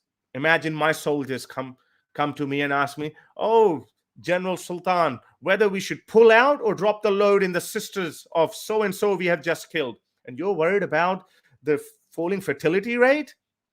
This also reminds me when Stalin was told about the mass-scale rapes of the German women at the hands of the Red Army. Stalin simply said, they've been through a lot, let them enjoy. This is literally what Muhammad did. In another instant, a guy by the name of Salama says he captured the prettiest girl in Arabia. When he took her back to Abu Bakr, he gave her to him as a gift. Sahih Muslim 1755. Slavery is horrible, but sex slavery is even worse. And this merciful Prophet and his Sharia enabled it. There's so many other stories like this, but I can't pick them all in 5 minutes. We'll kick it over to Daniel for his 5-minute response as well. Okay, so I'm going to address slavery and sex slavery, but let me just be explicit for the audience, since Harris doesn't seem to be getting it. I'm arguing that Sharia law is superior to human rights because Sharia rule preserves marriage and family, okay? And human rights doesn't. It destroys marriage and family and community and the human race. That's the argument. So let's move on to slavery. The reality is, to win a war in the pre-modern period, it was all about manpower. The main factor in whether your people would live or die was numbers. So this meant that if you won a battle, you couldn't just let the captives go, because they would just regroup and attack you again or join your enemies. So you only had two options. You either had to kill or enslave. Neither option is good, right? But that's just the nature of war. You always have to use violence against the other side. You either kill or enslave. So Haris, you want to criticize Islam and call Islam barbaric for having slavery, but imagine if I asked you this question: do you support using weapons in war? Do you support using guns to shoot people or swords to stab people and kill people? Do you support that? Because all of that is violent. All of that is barbaric.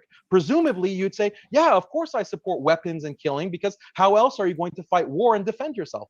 Well, that's exactly the point with slavery. In the pre-modern period, you couldn't have war without slavery any more than you could have war without weapons and killing.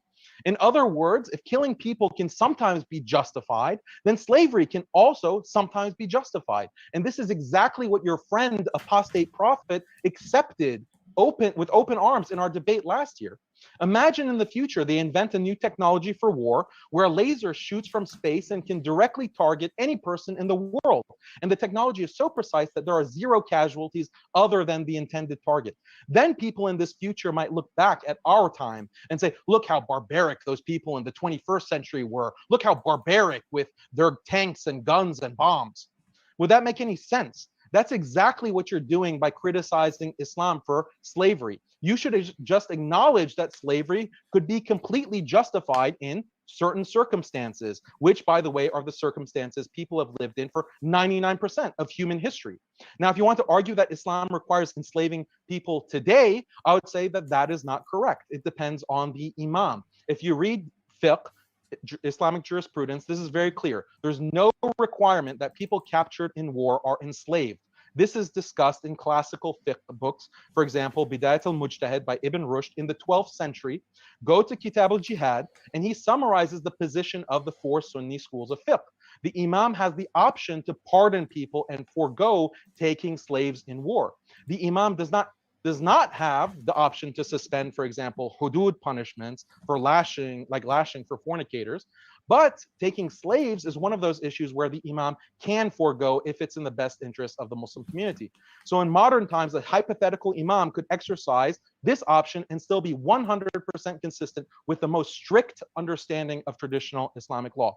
Now, Haris, since you seem to be ignorant about these details about Islamic law, I'll do you a favor and steelman your argument for you. You could respond to me and say, well, Daniel, fine, slavery could be justified in the past, but now with modern technology, modern weapons, clearly slavery could never be justified. That means Islamic rules regarding slavery are not justifiable in our modern context, which means at least one aspect of Islamic law is obsolete. And if one aspect of Islamic law is obsolete due to modern technology, then why not all of Islamic law? This is actually the argument that a lot of Muslim liberal reformists make, but the response to this is simple. In the past, the low level of technology meant that in order to wield political power, war was necessary, which meant that slavery was necessary. The only difference today is there are bombs, nukes, fighter jets, drones, chemical and biological weapons. So now war is not about manpower. Basically, you have to believe that these new technologies are such a blessing and we're better off because at the very least, no one needs slavery to defend themselves, right? We live in a world of nukes and drones and weapons of mass destruction. So slavery is no longer needed. So the question is this actually a better world? Well, the harms associated with modern technologies like nukes and drones and mass surveillance, and you can't go to the bathroom without security agencies constantly monitoring your every move and every communication. These harms are far, far greater than the harms that existed in Islamic slavery. Frankly, these modern technologies are more terrifying. We have to look at the whole package. Which is the better world? One with the constant threat of nukes, nuclear annihilation, and constant terrorizing of the world's poor people with trillion-dollar weapons programs? Let's ask the people of Nagasaki and Hiroshima, or the Vietnamese children with horrifying birth defects because of chemical weapons like Agent Orange. Let's ask the Palestinian and Syrian refugees or children who are being burned alive with white phosphorus. In light of these modern technological horrors, the practice of Islamic slavery actually seems a far better alternative in the context of war, even if it were practiced today. Thank you very much. 5-minute response from Haris. Go ahead. Right. No, slavery wasn't abolished because of the modern day warfare. Slavery was the reason that we don't have slavery is because the Enlightenment forced us to realize that owning other human beings is not a good idea. Now that is just the outcome of that. Anyway, I always used to wonder how could people believe in war and a certain idea and are always propagating it, but when it comes to doing it themselves, they don't do it. Whether that's George W. Bush or Trump or our very own Haqiqatjou. These guys are okay to propagate wars and revolutions, but when it comes to taking action, they run away. Trump made health excuses, and so did George W. Bush, but our friend Haqiqatjou also makes similar excuses to get out of it. Why does he not go to Afghanistan or Syria to fight for ISIS or Taliban? If you say, well, they're not truly Islamic, then go there. It's definitely much closer to Muhammad or your true Islam than America is. But no, I'm keen to see what excuses you make this time. Haqiqatjou likes to present himself as not like any other apologist. He says it as it is. He doesn't hold back. If Islam condones violence, he says, yeah, so what? It is what it is.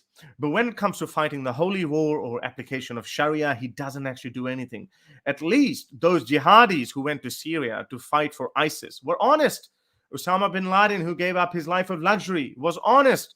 They were literalist and honest. Haqiqatjou is only a literalist and honest as long as he is sitting in his nice suburban home in America watching Muslim apologists debate on 70-inch TVs. And so is the case with all these trolls whose following Haqiqatjou enjoys.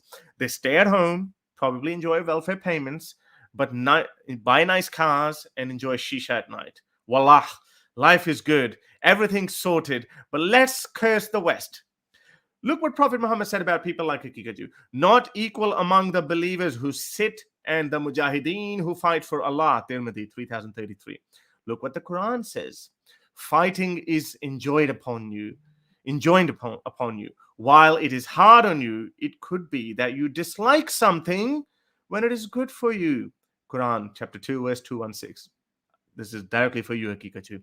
I remember Apostate Prophet asked you the same question, Haqiqatjou. You simply said, well, I have my family here. How bloody convenient. So are you saying that those people who used to go to jihad would take their families with them? This is what Prophet Muhammad said about the family. The Prophet said, none of you will have faith till he loves me more than his father, his children, and all mankind. Bukhari 15. So Haqiqatjou, you want to get into answering questions, answer this question. Do you love your parents and your family more than you love love the Prophet? So you got to pick up your love for, you got to give up your love for nice, comfy beds, big TVs, halal cheeseburgers or kebabs maybe, and get off your backside and go set an example. Fight for what you believe in. You had the perfect opportunity to go to Syria or Afghanistan to fight for your cause, but you chose to sit in your nice house in America, whose economy runs on interest, and according to you guys, spilling the blood of innocent Muslims in Afghanistan and Iraq, being allies of Israel, like Jews. You are basically living and enjoying the perks of a country that is literally the enemy of Muslims like Afghanistan. It cannot be clearer than this. It's like Muslims are fighting the kuffars of Quraysh, and here you are saying, nah, I'm just going to sit in my house in Mecca. You are willing to run the risk of raising your children in this evil society that is more than likely going to corrupt your children. They might fall into the trap of the Western lifestyle, like going out, partying, drinking, having premarital sex, all the horrible things that you worry about. I actually know some modest Muslim families who leave Western countries. Just when their children are about to hit the ages of 10 or 11, they go back, citing their fears just mentioned. Like they used to show in the cartoons, when you look at yourself in the mirror, don't you see a jackass? Like that's how I feel. You must feel like that at some point. We have got another 5-minute response coming in from Daniel. Thanks so much. The floor is all yours. Okay, Haris is completely misrepresenting Islamic law. In Islamic law and the Sharia, there's no obligation at all times to fight jihad, and there's no obligation at all times to take slaves or sex slaves. This is a complete misrepresentation. Haris needs to study Islamic law and fiqh because he's clearly ignorant. He has this kind of George Bush in understanding of Islam, or Donald Trump understanding of Islam, where it's just about killing and murdering. This is like from intelligence agencies, basically. You think ISIS is Islam. Nowhere have I endorsed ISIS or said that, yeah, they're the true representation of Islam. You are simply misrepresenting. And so it's a complete straw man. All you're doing is straw man arguments, and you can't even respond to any of the points that I made. I responded to your point about slavery, and now I'm going to respond to the point of sex slavery. But I just want to make one other point. Why don't you, Harris, you want me to get off my backside and go to Afghanistan while that country is being bombed and being threatened by the United States, and just getting out of a 20-year brutal occupation with thousands of deaths and rapes? Why don't you tell your followers, Harris, all these followers that you have in Pakistan and India, all these Mortads like you, tell them to move to Botswana. Why don't you tell them to move to Botswana? Tell them to move to Haiti, because Botswana and Haiti, they have LGBT rights, they have women's rights. Why are they in Muslim countries? You should tell them to move to Botswana and Haiti. And in fact, it would be a more favorable position than Muslims moving to Afghanistan, because if your followers move to Botswana, Pakistan wouldn't bomb Botswana. Pakistan wouldn't try to agitate in Botswana and try to get them to adopt Sharia or Islamic law. They would be able to live their free lives with human rights and LGBT rights and women's rights. Why don't you do that, Harris? Is it because you're a con man? Is it because you're dishonest? You're not telling your followers in none of your videos, hey guys, human rights are great. Move from a Muslim country like Pakistan or Bangladesh and go to Botswana and Haiti. You never say that. So you're a hypocrite. You are a con man. Now, let me get to the point about sex slavery. A good book I recommend is Lawrence Keeley's War Before Civilization. He explains that pre-modern war was primarily about manpower. The side that had the largest army was usually going to win. And if you had too few people, this made you an easy target for a larger group to attack you and wipe you out. This meant that women were very valuable in pre-modern societies because your society's ability to reproduce and build up the population is limited by the number of fertile wombs you have. Keeley says, and I quote, although the loss of even a large percentage of males will have no direct influence on a group's demographic fortunes, the loss of or gain of fertile women can mean the difference between population decline and growth. This is why Keeley argues all pre-modern civilizations took sex slaves. Again, this was a necessary aspect of war. If you did not take concubines, you were at a major disadvantage militarily, because you either take concubines or your people get wiped off the face of the earth. There is no third option. So given that stark reality, yes, taking sex slaves was not only morally justified, it was morally necessary. And really, that's enough for the argument, but it's worth noting that the Sharia's rules on concubines and slaves in general are the most humane out of any other civilization. Again, slavery is not supposed to be a fun time, but Islam explicitly gives slaves many rights. They can't be mutilated, they can't be killed, they can't be prostituted. For women, if she gives birth to her master's baby, the baby is free, and she also is freed automatically when her master dies. These rules ensured that captured slaves very quickly integrated within larger Islamic society, especially after 1 or 2 generations. Contrast this with other societies in history that maintain a permanent subjugated slave class based on race or ethnicity. Islamic slavery is not like that. And that's why we see, for example, the Mamluks in the Middle Ages, who were a ruling class of Muslim slaves and the descendants of slaves, some of whom even reached the level of sultans and emirs in the Muslim caliphate as slaves. So the argument is very simple, Harris, but you haven't responded to anything that I've said. All you're doing is gish galloping, bringing in everything except the kitchen sink, misrepresenting straw man. And I think the audience sees that.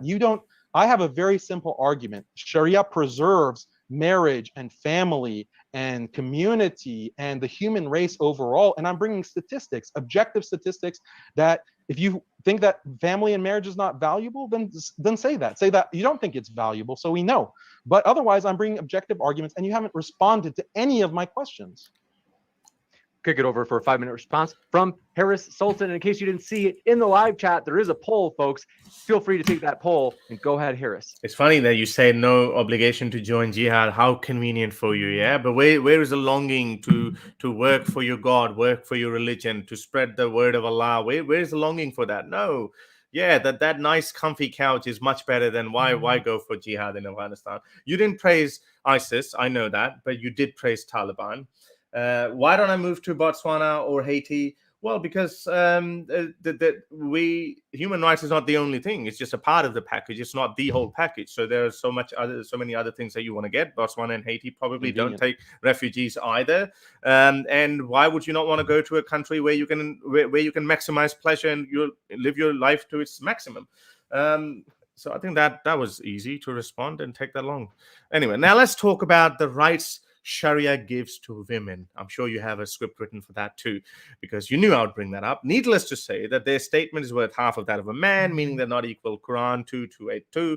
They get half of the inheritance as compared to their male counterparts. Quran 4:11. Female captives can be used as sex slaves, but above all, the biggest setback for women, especially Muslim women, is that their male counterparts can physically discipline them, as Quran 4:34 instructs. Forget about how Muslims interpret this verse, but its true manifestation can be seen from one of your own videos, where once a Muslim, not an atheist, not an ex-Muslim, a Muslim who hadn't turned off his compassion switch, like you have told you, this is not how Muslims treat women like you do. And you replied to him by asking, don't you want a woman who obeys you?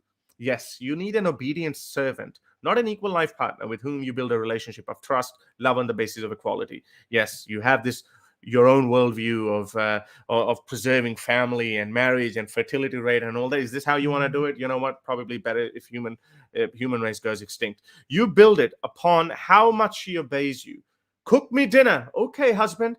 Wash my clothes. Okay, husband. If you fear disobedience from her, you can beat her up as per the Quran. Societies that build upon concepts like human rights will outlaw this because they say human rights, not man's rights alone. My partner or wife will simply say, go cook your own food. And I'll be like, okay, honey.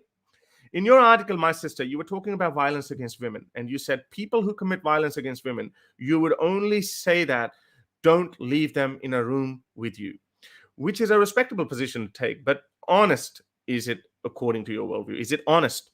Would you beat up the second caliph, Umar bin Khattab, who beat up Abu Bakr's sister when she wouldn't stop crying? Aisha even forbade Umar's vagabond, what was his name? Anyway, whatever his name was, from entering her house. But he said, go in and bring me the daughter of Abu Quhafa. Hisham was his name. Went in and brought her out, where Umar bin Khattab gave her a number of blows, as recorded in Ibn Hisham, page 137 to 138. There are actually quite a few stories where Umar actually acted like a total tool. For example, once Umar saw a Persian slave girl wearing a scarf that belonged to Anas, and Umar gave her a number of blows, saying, don't assume the manners of free women. Al-Albani, in his book, Arwa al-Ghalil, volume 6, page 204, declared the narration as perfect. Once Ashad bin Qas went to stay at Umar's house, and he woke up in the middle of the night when he heard Umar beating the hell out of his wife. When he tried to stop Umar, guess what Umar said? Umar said, Prophet, peace be upon him, told me never ask a man when he's beating his wife. Sunan Ibn Majah, 1986. I want to know what would happen if you are left alone in the room with Umar. You like to say that you don't want to be left alone with those people, because I'm assuming that you're not going to sit down and play Monopoly with them. You're going to probably give them some of the taste of their own medicine. Or would you not? Or you might just worm your way out of it by saying, well, he was the enforcer of Allah's command, and so all's fair. Sure, if that's the way you want to go, I'll just leave it to the people to decide which world they would want to live in, because the society I live in ensures even a criminal doesn't get tortured to extract information. You got it. We'll go to a 5-minute response from Daniel. And then a couple of things, folks, shortly, just a little bit here, we'll be going into the open dialogue. And also, just did a poll. Interesting to see. We asked what people identify as. We had 41% identify as Muslim, then 36% atheist, other 11%, and then Christian was 10%, which we're excited about having that kind of variety of people. We do hope you feel welcome no matter what walk of life you're from. And with that, go ahead, Daniel, the floor is all yours for 5 minutes. Okay, again, Harris is just gish galloping. He's throwing everything out there. I'm going to actually respond with arguments. I'll just respond to this wife beating argument. Simple question, Harris. Do you believe women should be subject to laws? If you do believe that women should be subject to laws, then that means you believe women should be subject to all kinds of violence, including being beaten, jailed, even executed. That's what it means to be subject to the law. So there really is no difference between Islam on quote unquote wife beating and human rights on this issue. Both Islam and human rights are in 100% agreement that women are accountable if they break the law. And that means Islam and human rights are in 100% agreement that women should be beaten. We only differ on who should do the beating. You say only the state can punish women. Only the state should have a monopoly on all power and authority. Islam says, no, power should be distributed across kinship groups. And this means that the patriarch has authority to physically discipline members of his family, including his wives, if they violate important norms and values. Now let's ask women, if you violate the law, shouldn't you face consequences? And if you have to face consequences, who would you rather mete out those consequences? The cold iron fist of the bureaucratic, technocratic state, or the person who loves you the most in the whole world? The other important difference is that with the technocratic state, there is no higher authority. If the authoritarian modern state wants to persecute a particular woman, she has no recourse beyond the authority of the state. But in Islam, the husband is not the highest authority. If he is unjust to his wife, or if he causes serious abuse, then the wife can take him to the Islamic court and get paid damages. Or she can complain to her extended family and make her case so that other patriarchs can intervene and actually punish her husband. This is an organic system, and we see similar systems in all traditional cultures, Native American culture, even Christianity, read the Bible, even Judaism, read the Bible. They all have these kinds of rules. Nowadays, they've kind of reformed all of that. Islam is the only religion that's really honest on this. Look, let me put it like this. Is it possible to run a corporation without the possibility of physical discipline? No. You have to give managers in these corporations the right to beat their employees. How do you beat your employees? Well, if the employee violates the norms of the workplace, they get fired. And if they do not voluntarily comply, security will be called to remove them by force. Managers have to have the right to beat their employees. If they didn't have the right, you couldn't have a hierarchical organization. Islam recognizes this about family. Patriarchy is hardwired into our DNA.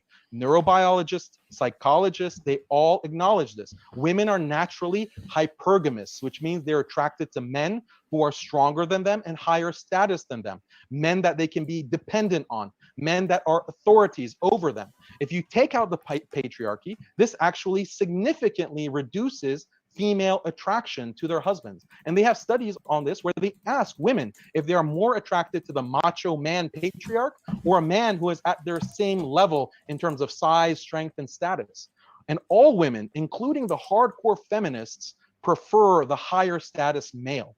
So if you promote egalitarian marriage, such as in human rights, you basically are ensuring less attraction, and that means less stable marriages. And this is exactly why marriages in the modern West have collapsed, because they're egalitarian. Islam says, no, if you want a strong society, you have to have strong families. And if you want strong families, they have to be patriarchal. And if they're patriarchal, that means the man has authority. And if he has authority, that means he has the power to physically maintain order. This is all a coherent, holistic system, and it's backed and underwritten by human biology, human psychology, that is universal across all human societies. It's hardwired into us. That's why this is an objective argument, Harris. You can't really understand that. I hope your followers, these Christians who are listening, these Hindus that are listening, I hope they're following, because this stuff is in their books as well, in their cultures as well. They've reformed all that and threw it out because they're cucking to modernity.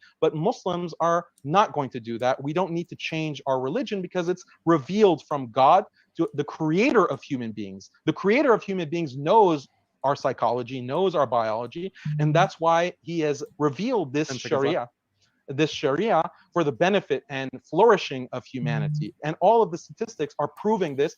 You can't even respond to a single one. Go ahead, Harris, for 5 minutes. All right. Okay. So let's just go through some of his points. He says, so would I want women to subject to law? Of course, I would want them to subject to law. If they commit crime, they need to go to prison. But then you extended it. Now, But they refuse. No, sorry. Please don't interrupt. I mean, as painful as it was listening to your babble, but then I kept my patience there. So, but you said you extended your 7th century mentality or your backward mentality, saying that so that means they would be subject to beatings and tortured and even sentenced to death. Hello, have you even heard what we're talking about? Human rights. Us human rights activists, we don't support sentence to death. We don't support torture, like the torture of Kinana and those men that Prophet Muhammad said that go and drink camel urine. Like, we don't support that. Beating, we don't support that. So there is imprisonment, which is within reason. Yes, it's not ideal, but this is within reason. But at least we don't support torture. Yes, I know that if I beat a donkey, the donkey would probably be tamed. And this is the same mentality that you guys applied on human beings. A powerful person applies a force to scare them, intimidate them, and gets them under their thumb.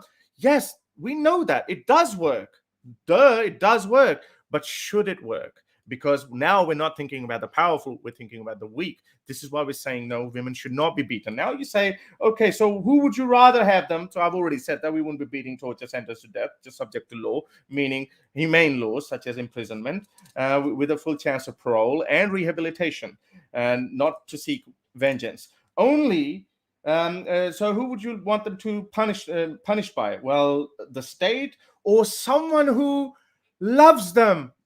I almost, I had to mute my mic when you said that. Who loves them, like a husband loves you, baby. I love you, but you left your clothes outside and it rained again. Boom. That's what you mean, love. This is what you're saying. No, Daniel. As I said, this is not in accordance with our worldview of human rights. You said, what was the pathetic analogy that you gave? That was about what you can beat the employees. Okay, again, see, you have to work on your analogies as well, because you said beat the employees. And I was thinking, what? Which corporations are beating their employees? But then you were using that as a synonym for firing them. There's a huge difference between firing someone and physically beating them. Yes, if you drag someone again, that is a different action. It's not equivalent of beating. It's like, what is worse, coughing, pushing, shoving, or actually cutting off someone's hand or a full-on fist in someone's face? These things are very simple to understand, but you can't understand that because you can't get your mind out of the 7th century ideology. There were a few other points that you made earlier, but I think we will probably open it up for back-to-back conversation. I think that would make it more interesting viewing for everyone. You got it. We've got one more 5-minute response. That's from Daniel, and then we'll go right into that open dialogue. Wait, do I get more time because he had the 20-minute opening? So it is true that you would get, given that Harris started and yield. Well, actually, one thing is he didn't take the full 20 minutes. I didn't. He took 16. Wow. So you would get an extra minute. So what we can do, so if you go back, the recording of his opening statement, and if people really want to check, because I am keeping the James, that's okay. James, that's okay. Daniel, hold on a second. I'm still talking. You can have more Hold time. on a second. I'm still talking. Hold on. So he did have 1 extra minute during that opening, and so you would get 1 extra minute added onto your 5-minute response if you'd like. Sure, I'd like that, please. So in other words, he asked for 20 minutes, but he only used 16 minutes in his opening. Does that make sense? Yeah, just an extra minute. That's fine. You got it. Okay, thanks, James. Okay, so first of all, Harris is saying that the state doesn't torture and abuse people. Hello, didn't you hear all of that statements I made about colonialism? How the state is genociding people, torturing people, raping women. The state powers, the human rights nations that you're defending in this whole debate, Harris, have raped how many women, have imprisoned how many women, have tortured through solitary confinement and waterboarding how many women? Okay, so you are a totalitarian because you only trust the state to have this kind of power. In Islam, men can't torture their wives. In Islam, men can't, according to the Sharia, men cannot, even physically hurt their wives in a permanent kind of way. And it's clear that you don't understand the employee-employer example, because in most cases, the employee, if the employer says, your manager says, do this, you are part of an organization, there's a hierarchy, and there's a relationship between the manager and the employee. So the manager says, we need to get this done, and everyone works together. There's no need to call security and physically remove, right, by force, and use a nightstick or a gun or a taser to remove employees. Similarly, in Islamic law, that kind of thing doesn't happen. It only happens rarely. As rare as it would be for these corporations to physically remove and taser their employees. So there's complete parallel here between because you have to have the ability to enforce structure and norms with any hierarchical organization. And Islam is just saying that families have that kind of authority, and the patriarch has that kind of authority. It's not unfettered authority, it's not unchecked authority, but he has that in the same way that many institutions, hierarchical institutions in the modern world West, human rights respecting West, they have those kinds of authorities and the right to beat people as well. The only difference is you think that only the state, only the totalitarian, bureaucratic, technocratic state should have those kinds of rights. So there's not really a substantive difference there, and we can talk about it more if you need more explanation. But look, I just want to emphasize, we have seen how the extremist liberal doctrine of individual liberty at all costs threatens marriage, family, community. But really, this extremism threatens the very nature of humanity itself. Through the use of technology, modern liberal states now claim that people have the right to change their gender. If you don't want to be one gender, you can use technology to change it. Even children as young as 3 should have this option, according to the gender and sexuality experts who operate at the highest levels of academia in the Western world and government. But even beyond gender, people are now given the choice to change their species. Some people feel that they're not actually human, but they're actually cats or dogs deep down inside. Nowadays, certain surgeries can be used to physically alter bodies to transition people to their desired appearance. This is what philosophers like Yuval Harari call transhumanism. But gender and species transition is just the tip of the iceberg. You think they're going to stop with gender transition for kindergartners? No. They're just getting started. Imagine this human rights argument. When babies are born with a certain set of genitalia that could negatively impact their gender identity later on. We need to make sure to genetically alter all fetuses so that everyone is born without any particular set of genitalia. That way, everyone can choose their gender more easily and seamlessly when they're older. That's in line with maximum liberty and maximum equality. Do you have a problem with forcibly altering fetuses to be born without genitalia? That means you're a transphobe. That means you're a bigot. That means you're against equality and human rights. Or imagine this argument. Men naturally have more testosterone, which makes them more prone to violence and rape. It also makes them physically bigger than women in stature. So we need to create a law which forces men to take treatments to decrease their testosterone. Ideally, babies can be genetically modified so that everyone is born with the same exact amount of testosterone. That way we can eliminate rape. We can eliminate domestic violence and also make men equal to women in terms of physical size and strength. You're not pro-rape, are you? You're not pro-domestic violence, are you? Then you better support these mandatory genetic modifications. Otherwise, you're violating equality and women's rights. All kinds of drugs and technologies can be used to fundamentally alter our psychologies, our genetics, our biology, all in the name of maximizing individual liberty and equality. And this is already happening. Just watch the news. There are no limits. This extremist liberal human rights ideology is set to destroy the human race itself. And Islam is the only religion and the only community that is pushing back and saying, no, we want to be human beings. We want to preserve our marriages, our families, our community, our humanity. We don't want this never-ending nightmare of human rights. No, thank you. We need to be clear here. This is not a debate about Sharia rejects freedom and equality versus human rights accepts them. This is really a debate about should we have restrictions on freedom and equality in order to preserve other important values versus no limits, freedom and equality extremism of Harris. That is what this debate is really about. Harris is selling you this extremism, and it's exactly like the child that only eats candy. That child is eventually going to die, just like these liberal societies are dying terrible deaths. But Sharia is the balanced meal, and that's why we need Sharia. You got it. And with that, we're going to jump into open conversation. Want to let you know several things, folks. In particular, our guests are linked in the description. So if you want to hear more from either Daniel or Harris, you certainly can by clicking on those links below. And that includes in the podcast, as we put our guest links there as well in each podcast episode of the debate.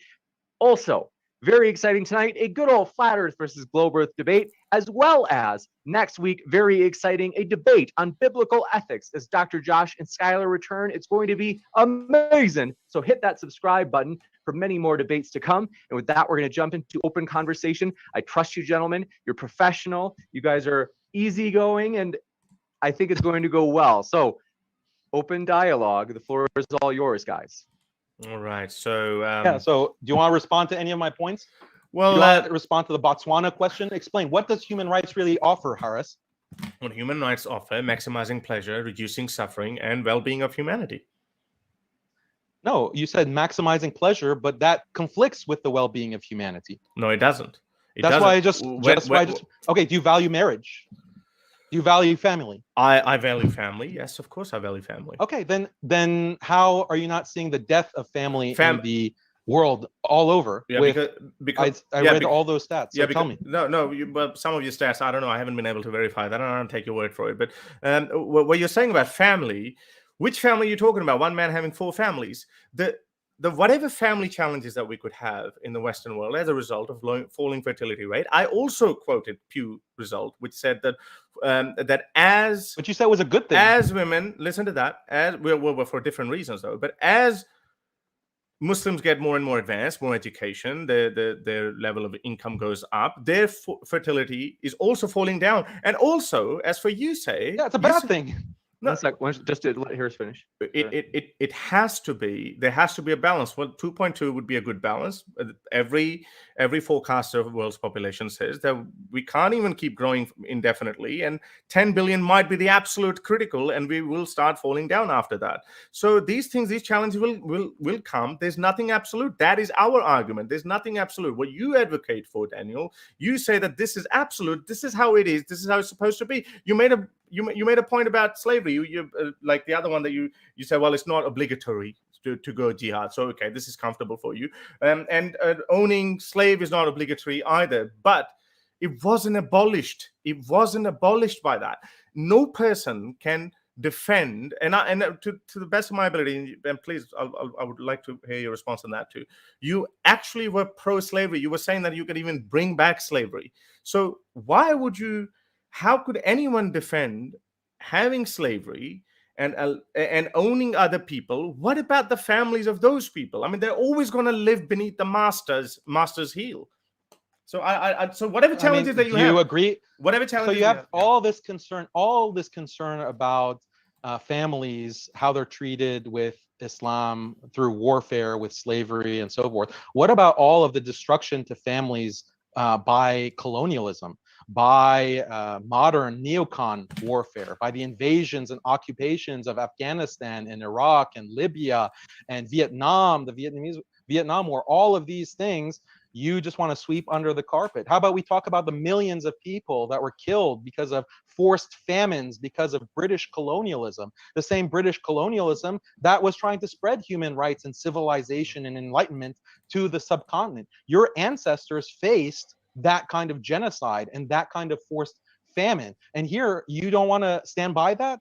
Tell us where you stand on colonialism, because you've avoided that question. You just want to talk about, oh, Muslims are barbaric because we practice slavery. I gave you the argument for why that was not only morally justified, it was morally necessary, and all of these other cultures practiced it. All of these other religions condoned it. I cited you Lawrence Keeley, an academic who explains exactly why you have to have it to survive. Otherwise, you're going to be wiped off the face of the earth.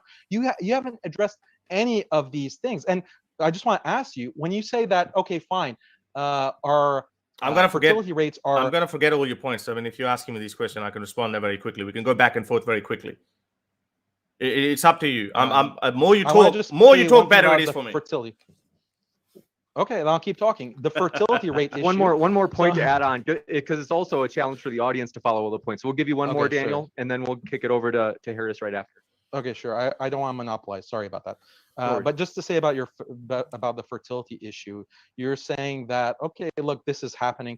It's below replacement levels in most of these Western developed countries. That means the population is going to go extinct. Like, this is literally an existential threat. So you say, okay, we need to get up to 2.2. What are you going to suggest to do that? What kind of policies? Because you have to have a policy that's not voluntary, because people are not voluntarily choosing to get married now. They're not voluntarily choosing to have families now. So what policy are you going to introduce? And that's going to limit people's individual freedom and individual choice, right?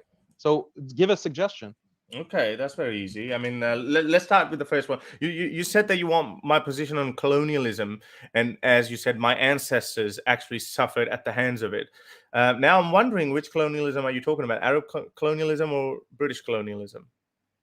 I'm assuming that you would have been. It's very different. We can. Well, you want me to talk and give you about what we can? We know. I'll do it. We know one belonged to even more primitive society, and that brought slavery and sex slavery, whereas the other one brought other kind of suffering, but that didn't include slavery. So British didn't enslave people of India. So thank you very much. We know that. But yes, I'm not pro-slavery. I don't care about slavery. Yes, we condemn slavery. This was the cause of suffering of an enormous amount of people, including my ancestors in India.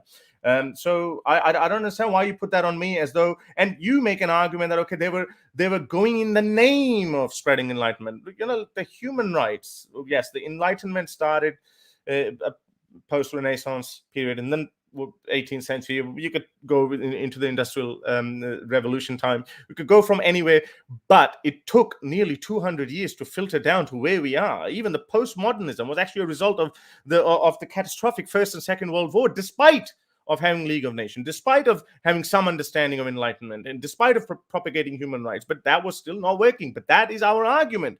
These things evolve over time, and we are consequently getting better and better and better with each. We used to say with each 100 years, or probably a millennia back in further back we go. But now it seems like we're getting better and better with each passing decade. Yes, you raised some good points about this gender change and all of that. Yes, these things are problematic. We know that. But again, no one is rolling over. Thanks to human rights. But no. But that's overly simplification of human rights, because that's not all human rights says. The pre-modernism, part of what human rights says. What modernism is, which is scientific inquiry and reason, using reason to come up with better solutions. That is modernism. And now we're in postmodernism, and not all postmodernism is bad either. You can nitpick anything, just like I nitpick your slavery and sex slavery issue, wife beating, and then you try to make excuses. Unlike you, I am honest. Well, in some cases maybe you are honest, but you're not entirely honest yet, even though they say you are the honest one. But we'll see. But I'm saying that there are some problems, and we know that these problems exist. So, but the main problem is that you can't spread these values without total war. No. That's the whole point. Daniel, you have to say that that's necessary. Daniel, that's justified. How are you going to get people in Afghanistan to follow human rights? You're complaining constantly about Afghanistan. So how are those people going to accept human rights and democracy as you propose? I mean, the answer from the U.S. state is clear. They invaded and occupied for 20 years, brutal occupation. And now, even after they're gone, you have Anthony Blinken, the Secretary of State, saying we're going to agitate and we're going to pressure Afghanistan to start accepting LGBT rights and women's rights. And if they don't comply, we're going to, put the pressure on them. So this is all force, and it leads to suffering. You stand by all that or no? Answer. I'll answer that to you. But if you answer me, yes or no, you stand by it or no? Yes or no? No, it's more complicated than that. But if you answer that, do you support Taliban or not? You said brutal. You said brutal occupation. You could argue about the way the war on terror was started, but after that, America was not there. There was no Governor General of America there. There was no America in Afghanistan. There was no government that was directly American. The government itself was Afghan. The government was Afghan. Yes, you could laugh at democracy. I know they're Afghan. They weren't agents of. Look at all of the leaks that were say it's brutal posted by the Washington Post. You say it's brutal. They're agents. Afghan government was an agent of the U.S. government. How can you deny that historical fact? You say it was brutal, and put a hand on your heart and say it was more brutal than the 90s Afghanistan, or even now what Afghanistan is going to be. It was more brutal. It was more brutal. I did a whole video. Okay. Why? I did a 45-minute video on all the rape, all the all of the rape and torture and murder. You had Australia. You're an Australian, right? So you had Australian special forces who were hunting isolated farmers, Afghan horses, isolated and cutting off their fingers. No, this is a pattern of abuse. They were punished. Counting. They were punished. They were punished. Why were they even there? No, you just said that there was no presence. Now you're saying they were punished or isolated. So there were soldiers. Because there, right? So why are you changing your story? No, I'm not changing my story. What I'm saying that you said that there weren't anyone. There was no forces. I'm saying no. I didn't say that. I said the government. I said the government. I said the government was Afghanistan. So there's not too much overlap. I said the government was Afghanistan. The government was given back to Afghan people, and it was an attempt of democracy.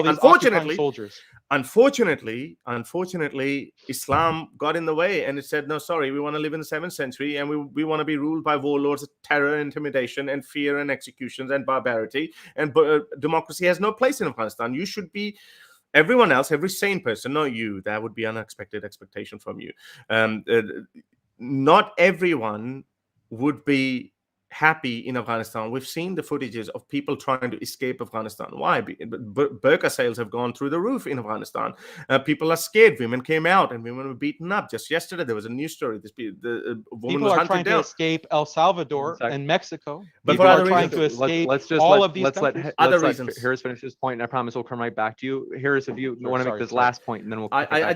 Yeah, because Daniel made all these points. So anyway, so yeah, people are escaping those. Yes, I know if America says that everyone at the Lahore or Mumbai airport goes there, will go there. But no, we know that for a fact that they're leaving for different reasons. People are scared in Afghanistan for good reasons, because we know what Taliban have done. You said something about how would you we will go towards extinction, and how would you increase the fertility rate, and you offered a solution that you can only impose these policies by war. Like, I mean, you literally want to beat people up and invade a country and tell them to have sex and make more babies. That's not what I said. So what did you say? So I want to understand. I want to straw man you. So don't you say that you have Islam? Yeah. Islam has these policies, right? In the Sharia, you can't have premarital sex. You can't have extramarital sex. You have modesty. You have gender separation. You encourage Muslims to marry young and have children and be fertile. Those are all policies within the Sharia that, when people abide by them, there is higher fertility. You have stronger families. You have healthier societies because of that. That was the argument. Yeah. It's not going to war. No, but you implied that. How you asked me a question? How am I going to apply that in the Western world where fertility rates are falling? So you didn't say that. What policy? What policy are you going to institute? What policy that will increase fertility rate? First of all, immigration is the one good policy, and we can always get people from bringing in countries. Muslims from other countries. Well, there are a lot of Indian and Chinese too, so I would prefer them first. But no, Muslims are fine as well. So that means that the people here are going to go extinct. Muslims are good people. No, that's not even the case. I mean, for example, Australia pumped up the fertility rate back in the early 2010s by giving out baby bonuses. So you'll get $10,000 check if you make more babies. So there could be all types. So your policy of immigration relies on Islam, right? You're not given a policy. Are Chinese Muslims? Because it's Islam's higher fertility, or Chinese, or any of these traditional societies. That's fine. You're relying on Islam. So you've just deferred the argument. You haven't introduced a policy that will increase baby bonus, the population, $10,000 in the indigenous population. Baby so bonus. you haven't really introduced the like the problem that you're having is you can't introduce any policy because it will restrict individual freedom. That's why you're stuck. Okay, so again, let me tell you. Let me go back to Pew again. Let me go back to Pew again, because as I said, it's got nothing to do with actual not wanting to make families or whatever. It might have some part to do with it, but it's got more to do with the improving economic standards. And this is why I said the Muslim birth rates are also going down. But Muslims' birth rates are also going down. Yeah, so that's good. I can see that. It's a bad thing. No, but it's a bad thing. It shows exactly why development and modernization and human rights is a bad thing. So let's stop going to work. Let's stop making money. That's your solution, so we can just stay home and make more babies. Look, it is just one of the side effects of that, and humanity will come up with a better solution. Who knows what humanity 2.0 might be like? Who knows? We might be actually making babies in labs, or maybe we might not even need to keep increasing our humanity, because we would be living 1,000 years longer. So we don't know that. These are the problems that will come even later, and we'll come up with newer solutions, and we would have more solutions. You can't understand that because we will survive. Of course, we're not going anywhere. The birth rate is still going up everywhere else. No, you just said it's not going up. You're saying it's going down.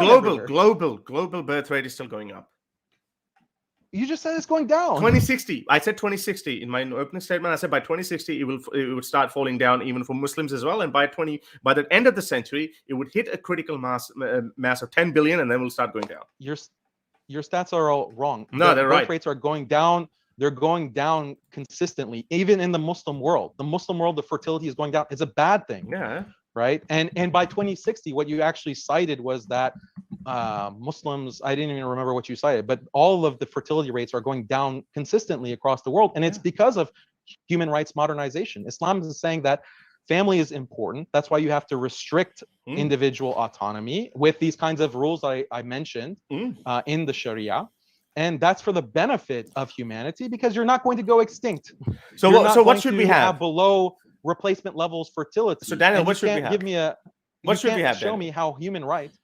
Sharia. That's no. But what's the ideal? What's the ideal number for the planet we should have? Like 10 billion, 9 billion, 8 billion, maybe 4 billion, reducing the sizes of economy and our footprint. What would be the better one? We should have strong, stable families. That a child can be in a family surrounded by loving family members, his father, his wife, maybe a co-wife, cousins, aunts, uncles. All that's a beautiful, stable family, very high fertility. This is the beautiful example of family life that Islam promotes. The world doesn't need. What does human rights promote? Human rights promotes a child with his single mother just going to school and falling into drugs and mental health problems. That's what human rights offers the world. And we see that with the numbers. We see that with all the stats that I gave you, and you have no response to that. I've given you a response. I've given you more nuanced responses, and you're not understanding that, because these are the 21st century.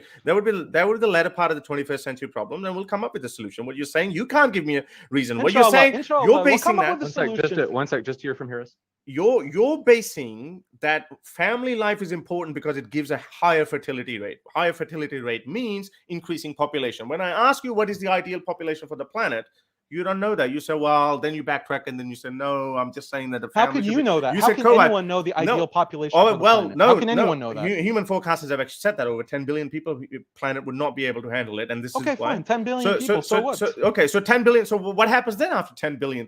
You guys would start. If we let you have your way, you'd be like, no. We want to have the same family system, and we want to make 20 babies still. So then we'll go from 10 billion to 15 billion. So I can go that way as well. Islam is not like that. No. If there is a situation that requires overall maslahah, okay, are you aware of this? Right, Harris, do you have any knowledge of Islam? There's something called community decision making. If there are pressing global challenges or there are pressing problems, the imams and the Sharia can accommodate that. It's called maslahah. It's called maqasid al-Sharia. These are things that are found in Islam. It's a very nuanced system that you have no appreciation of. That's why you're constantly straw manning. Look, your future for very good reason. The future of people watching Netflix at home alone, masturbating and ordering Uber Eats. That's your vision of the future, Haris. And you haven't proposed a single thing consistent with human rights that actually counters that. You said you need muslaha. You said that your imams can sit down, and you really think that we're going to let the future of our world in the hands of imams? What makes you think that we don't have that? We have UN as well. We have World Health Organization too. We have climate organizations too who give good advices to scientists on good evidence, pretty much on the evidence that your imams are going to rely on. So we have that as well. We're also working on solutions. We have problems. we're working solutions for them. Immigration comes in, and then obviously we know that at some point China and India, their population is going to start declining too after 2060. So that's going to start happening. We know that, but again, we only look at it from the consumerist point of view, that for economies to keep growing, we need that. But the absolute critical would be 2.2. Even if it goes down, and then the problem becomes that, okay, we have an aging population like it's the case in Japan. So we know these problems exist. And that has got more to do with the fact that we have higher living standards. People, you could blame consumerism more than you want to blame human rights. Because human rights is simply that we're talking about is improving the lives of people and reducing suffering. Unfortunately, you cannot understand that the ideas that Prophet Muhammad promoted, those are conducive to the well-being of human, and it plays no part in reducing suffering, maybe as collectively, but that is the same totalitarian ideology that you and you dare to call me extremist. I mean, you say that human rights people are extremists. Yes, right. I mean, obviously maybe we have different meanings of extremism. Right, you're talking about these international organizations, right, and their planning. Yeah, let's talk about the plans of the World Economic Forum, where they released this position paper that they say by 2030 you will have no privacy, you will own nothing, and you will be happy. Like, this is their vision of 2030. Every individual living in a pod and eating some kind of bug-based meats, because actual beef is bad for the environment and climate, supposedly. So let's have that vision of the future, that the World Economic Forum and the UN and all these experts, that's the vision that you're promoting, Haris. That's what you want for the future of humanity, this dystopia. And Muslims are just saying, I'm just saying, no, we don't want that future. We don't want a future where all cultures are destroyed, all religions are destroyed. You're just living in a pod by yourself, and you have no family, you have no connections. You're just sitting in front of Netflix and masturbating and eating bug-based meats. Muslims are just saying, we don't want that future for humanity, and you're not proposing anything that contradicts that. We want 4 wives instead, and if my child turns out to be homosexual, he needs to be thrown off the rooftop, and that is what you're proposing, which is obviously no. I made it very clear. There are rules that restrict individual liberty and full equality, because those are not the only values. They're not, and you can't propose anything. They're not. This was the balance question. They are and not. You haven't proposed anything. All right, you haven't. You got to go back to Harris for a couple of minutes. They're not the acceptable positions by your standards. I may as well go and live in China then, because if I have to take totalitarian views for collective good, then I can take some of their totalitarian views as well. You talked about, you made fun of, like, okay, we're going to be eating bugs or something, which kind of reminded me of are snails. I mean, let's just go back to Sharia for a little bit, right? So do you actually think Sharia is sacred? Do you think it's clear? Or it's open to interpretation? What do you think about Sharia? Like, I mean, you're defending Sharia, so let's just talk about Sharia. Is it clear or it's open to interpretation? There are certain parts of it that are unequivocal. Qat'i is the actual term for that. And there are certain parts that are open to ijtihad, where scholars, ulama, can differ, and they can use their reasoning based on Quran and Hadith and qiyas, as well as ijma', to come to their conclusions. So there are, so for example, in the Quran, we get something like direct 100 to 150 rulings from the Quran. So everything else comes from hadiths and from traditions. That is basically, you said some parts are absolute and some parts are open to ijma'. Well, I would say very few parts are confirmed and absolute. The other ones are open to interpretation, which means it's subjective. So when we make an argument for objective God, or objective morality, we're basically, you're saying you're only giving us some really basic rudimentary level of rulings that you say that they are absolute. Everything else, I mean, are you just telling us rape is bad, slavery is fine in your worldview, rape is bad, murder is bad, theft is bad?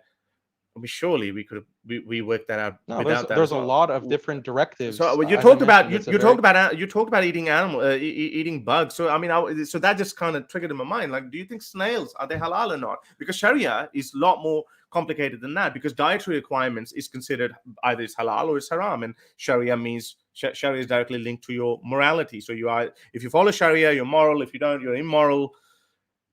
Eating pig would be immoral because it's written in the Quran not to do it. But what about other things like, let's say, snail or a kangaroo? Do you think snail is halal?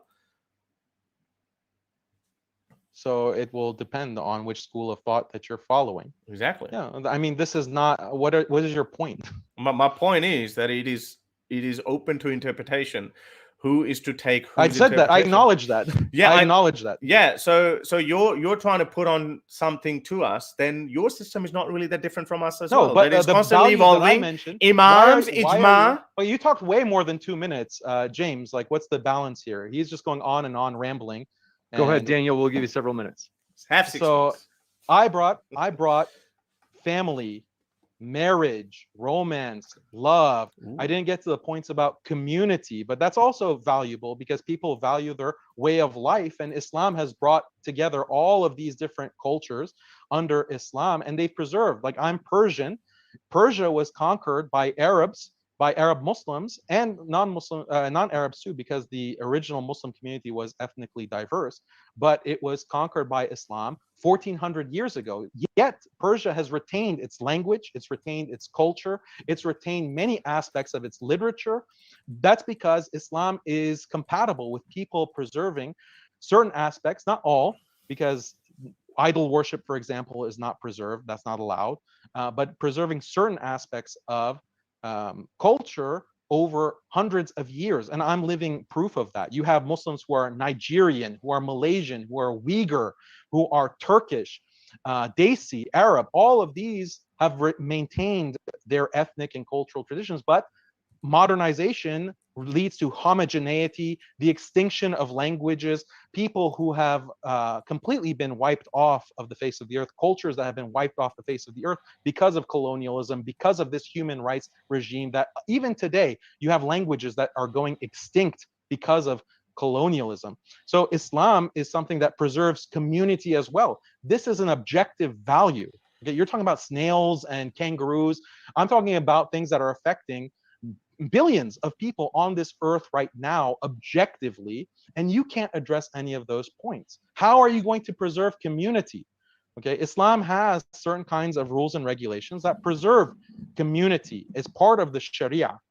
But what do you have to offer? What does human rights offer? You haven't addressed that. Well, you haven't also addressed the fact that you're blaming, you're saying that people in Afghanistan are running to the airport, and you're blaming the Taliban, you're blaming Sharia because of that. But when you have people in El Salvador and Latin America who are literally risking their lives, the lives of their children, to migrate to the United States from these human rights hellholes, you don't blame that on human rights. You don't blame that on LGBT rights and women's rights that are respected and practiced throughout Latin America. Why, Haris, are they risking their lives to migrate to the U.S.? That's another question. The Botswana question that you haven't really I answered that before as well. That this is probably because one is because of the economic reasons, and the other one is for human rights. Oh, really? Economics? Reasons. Yes, of course. No. Why? Shit. How do you know? Why? No, because go ahead, Harris. I want to give Harris a couple minutes too. Sure. Weren't you the one who was quoting the GDPs of El Salvador and Botswana and United States? So of course it's because of why everything has to be so binary with you guys? Because maybe you can't. So no one in Afghanistan cares about economics. You can't. Want to give a couple of minutes to Harris as well. Let's just go with that, Haqiqatjou. You made multiple points, and then you let me finish because there was another point as well before that. So this is very simple. Economic reasons. People. This actually shows us our longing for better lifestyle, and we would want to go to America. We would want to go to Europe. We would want to go to Australia and better countries so we can improve our lives. We can buy bigger houses. We can have less children, not 4 times 2, meaning 8. Not that many. We can give them good quality education, good food, good clothes, everything. This is human nature. We long for it, and that's the reason why we have. Yes, there might be consequence of falling birth rate. The same generation, same people from same community, when they go to Western countries, even they start having less kids as well. So that is a side effect of it, but that's just the way it is. But you think that what you replace it with either take it all or you don't, then sorry, we can't take that, because Sharia doesn't just come with that. It does come. You laugh at kangaroos and snails, but you know there are so many other baggages that come with that too, such as homosexuals, the honor culture, wife beating, multiple wives, and not to mention really bad sense of fashion. Everything comes with it. So those are the things. What did you ask earlier about? You said something else earlier about before this Botswana problem. You were asking me another question. Yeah, how does this human rights regime preserve community, preserve family, preserve marriage, these objective values? Are these objectives? Do you think marriage is valuable? Well, as I said, the only reason is that we look at for the next generation, and we look yes at for or the no. better. Is it valuable or not? We look at no. It's more complicated than that, because we look at it's how the next that generation. Marriage is not valuable. Well, marriage itself, marriage and romance and love. No, romance and love might be, but not marriage, because you know marriage doesn't mean much. I mean, you can be a partner, you can be in a civil agreement with someone, and you can live without but marriage. Even those are declining. No, they're not. Those are declining too. No, not really. They are. I cited all of the stats. I don't trust your stats. Sorry, we'll have to look into it. You're having people who are permanently celibate, not having sex. No, you're talking about incels, mate. 1 out of 4 people, according to Pew, according to the stats I mentioned. Okay, we'll is sex valuable? Is sex valuable? Yes or no? Or is it complicated? Everything is complicated, right, Haris? Well, yeah, because not everything is binary. Is sex valuable or not? Not everything is binary. Yes, sex is very valuable, and sex is very interesting. Okay, then it's declining. Well. It's declining under human rights. No, it's not because human rights. All these nations people are becoming not because celibate of permanently not against their will. Rights. Not because of human rights, but then because what economic. What explains it? Economic standards. I mean, we are becoming consumerism. You could talk about capitalism again. This is why I said it's complicated, because there's so many things. It's not binary. You say that okay, if we just bring Sharia and Islamic values, all of a sudden people will be locked up inside houses and they'll be making babies and everything will be hunky dory. No, that is not as simple. Muslims actually like sex. Muslims like sex. We like to reproduce. Alhamdulillah. Yeah, right. We're men, right? Yeah, we're actual men. We're not these kinds of soy boys. Right. Okay. Soy boy liberal human rights advocates. Right. We're men. Well, we like to stay at our houses and have sex. Actually, marriages. Well done. And I see and I see how you say that. What kind of men you are? You actually say that. Oh, don't you want a woman who is obedient? That is your definition of manhood. This is your because we like stable marriages. Yeah, because you like 99% of other human cultures. You like to 99% of other human cultures that you want to wipe out. Primitive culture that you want to wipe out. Primitive. Wipe out the primitive people. No, I'm not saying wipe out. I'm not saying genocide. Not people. Yeah. No, I said cultures. People. Dehumanize them. Genocide those primitive people. Cultures. Good job, Haris. You're amazing human rights. It's not going to work, Haqiqatjou. Primitive people. Haqiqatjou, it's not going to work. I'm talking about the cultures being primitive, and when those people come out, when they step into wipe them out. Yes, so that's fine. Cultures, I don't care about that. But when they come out in the 21st century, they adopt modernism. When they come to the modern world, then that's good. Then everyone, whether they're from Botswana or they're from El Salvador or from India or China or Pakistan, wherever they go, Afghanistan, they go to America, or their own local countries become modern, that's fine. Because then we're not going to expect 50% of our population to be obedient to us. Now, that's your definition of manhood. I'm sorry, that's not my definition. Yeah, you want everyone and my manhood is still intact. The totalitarian state. You want everyone to be obedient to the totalitarian technocratic state. You want all power monopolized by the central authority who can shove you in your pod and issue you social credits with constant surveillance, the system that we see in China and that's being rolled out in the EU, in Europe, and now being considered in Canada and North America. This totalitarian system, that's what you want. That's consistent with human rights. That's what human rights ultimately leads to, right? You need to look So those primitive cultures, primitive Muslims, primitive Aboriginals, Native Americans, we need to wipe out their cultures, and they need to adopt this universal, homogeneic, get in your pod, eat the bug meat, eat your soy, forget about sex because it's not valuable or family is not valuable. Yeah, that's the future that you're envisioning, Haris. It's not attractive to me. It's not attractive to me. Don't you guys complain? I don't know about your Hindu or Christian followers, but don't you? I think they're starting to realize that what you're offering is this con, this hoax, and it's really, really scary. Actually, this is the terror of the modern liberal state. It's devolving. It's destroying the human race. Okay, I can see how my Hindus and Christian followers are like they're saying the Shahada and they're converting to Islam very quickly. So, you need to look up the meaning of Inshallah. that. Dream will never come true, Daniel, because people are leaving Islam, not joining Islam. The only way you can keep Islam going is, as you said, be a man, keep making babies. But you need to I'm look honest. up. No, you're not. I'm honest. No, you're not. You need to look up. You need to look up the meaning of totalitarian. I mean, you have totally. I'm actually surprised. What's the meaning? I'm actually Tell surprised. me. No, hang on a Educate second. me, I'm Harris. actually surprised. I'm actually surprised that you actually didn't use in defense of slavery. You didn't use the example of, well, modern day 9-to-5 job is slavery as well. You didn't use that because that's how you come up with these little. That kind of argument is too sophisticated for you, Harris. Right. No, you can't even understand. You the know he was so argument that I pathetic. gave you. You knew he was so You pathetic. couldn't even understand. I can't educate you on all these things, Harris. Respond to the argument that I gave, not another debate. You knew. Stop riding. You knew Apus's coattails. Just respond to the argument that I gave. You knew it was so pathetic that you actually dropped that. You were so scared to actually use that. No. Yes, you were. I'm so scared. I'm terrified of you, Harris. You're a towering intellect. I can see that. I can Here, see you actually. Let me have some questions now. So I no, you haven't even let me. Okay, all right. Ask more questions. Because I actually forget because you go in so many different tangents. Then I actually forget about what you were asking me, and then you just start having a ramble. You're an admirer of Richard Dawkins. You've called him your hero. You think he's this towering intellectual figure. He's actually praised your book. You've praised him. But he tweeted back in 2013 this tweet: all the world's Muslims have fewer Nobel Prizes than Trinity College, Cambridge. Okay. So what is this genius implying here? He's implying that Islam is so backwards and so uneducated that they have so few Nobel Prizes. So Harris, explain to me, how many Nobel Prizes does Latin America have? How many Nobel Prizes does China and Sub-Saharan Africa have? How many Nobel Prizes does India have? And what's the discrepancy between Nobel Prizes in the UK? Colonialism, right? Yeah, yes. So then tell Dawkins. No, I get it. Those countries are colonials. But the other point is that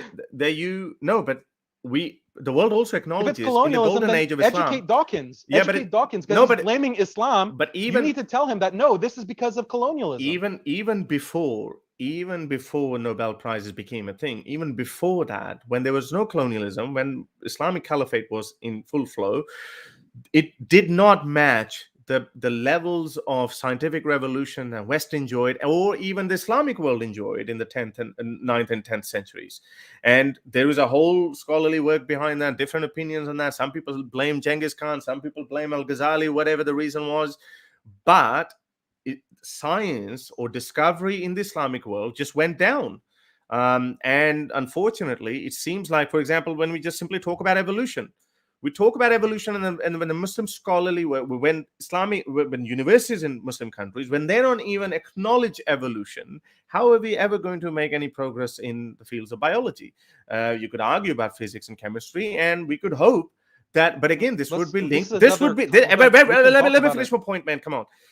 This would come to a point that as Muslim countries advance as well, they get better. We get better economy in countries like Pakistan or Turkey or Saudi Arabia is modernizing. Now the Saudi Arabia is modernizing. We're getting better university. UAE is modernizing, better universities. Then yes, UAE has put a probe. I'm happy for UAE. But that has also just come from modernism, not necessarily, not by reading the Quran or bringing Sharia back. I mean, Muslim countries are throwing Sharia out as well. But you conceded that Islam had a golden age of science, right? So it's not Islam that's the problem. Islamic world had it. Islamic world had it. Not Islam caused it. It's like West having Christian world have. Yeah, I'm not going to.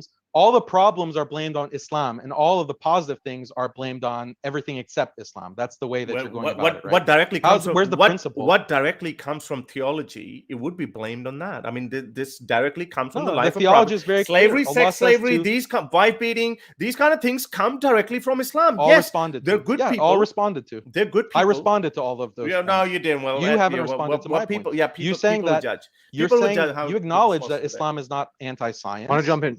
Just pardon my interruption, but do want to mention we're going to go in just a short bit. We're going to go into the Q&A, folks, and at the live chat at Modern Day Debate. If you type in at Modern Day Debate, that helps it make it clearer for me to see your question. We do have a lot, though, in terms of the Q&A questions already, so no guarantees that we'll get to it because we want to get our speakers out at a decent time. But go ahead, gentlemen. Want to give you a chance to wrap up last discussion. I think we should go to the questions as well, because I think we've only got 10, 15 minutes left. But anyway, I can't enjoy this conversation. I think there's probably a lot more to talk about, and Haqiqatjou, I don't know, if you want, maybe we can have a round 2 as well. But where you think that you have given answers to slavery or wife beating or whatever these things, where you think in your mind, and this is what fascinates me, that you live in such a little bubble of your manhood that you think that whatever you've said, people are going to buy that. No one is buying that other than your own choir boys. No one outside of that circle is buying that. This doesn't make any sense, Daniel. If you just wake up, they are buying it because they're part of those cultures too. The Christians and the Hindus and the Jews, they can look at their own cultures, they can look at their own traditions, they can look at their ways of life, and they'll find that there traditions are a lot of parallels. A lot of parallels with Islam, and then they'll realize that, wow, it's the modern world that's destroying our ways of life. It's modern world that's destroying our families, our marriages, and clearly this is not sustainable. That's what they're going to realize. You just saying slavery, wife beating, concubines, that's all your whole argument is just putting out those words. You haven't because it matters. Been conversant. Because it matters. You haven't been conversant with any of the arguments or the points that I made, logically explaining, citing academics, citing studies. Riffraff. Yeah, it's all riffraff. Academia is riffraff. I try to be objective. That's not objective. You didn't even answer my objective morality question. Okay, scientific studies aren't. Scientific studies aren't objective. I'm not going to take any scientific studies. Scientific studies. I'm not going to take any scientific studies. It's not from me. It's published in Science. It's published in Nature. Pew is Pew. You have a problem with Pew? How about the Global Social Survey? How about the Ethnographic Atlas? Your interpretations. I'm not going to take value survey. Are those objective? I'm not going to take your interpretations of them. I'm not going to take your interpretations of them. I just gave you the numbers. Well, no, you just gave me. I'm not aware of them. I can't. If I can't verify that, I'm not going to comment on that. I'll put all of the citations. Well, that's good. And then maybe we can have a round in the video description after the debate, so people can analyze it for themselves. What we can do is you can actually send. So when you put it up, then we can debate on them, and then we'll see that how honest is your interpretation of that data, and how you're actually how you're twisting your worldview to fit that as a solution, and then I'll see, okay, how can I shift my worldview and fit according to that, and then come up with a solution. So this is actually very easy. I think, Daniel, you should know this. But anyway, so the reason why I bring up those loaded terms is because I know this is your Achilles heel.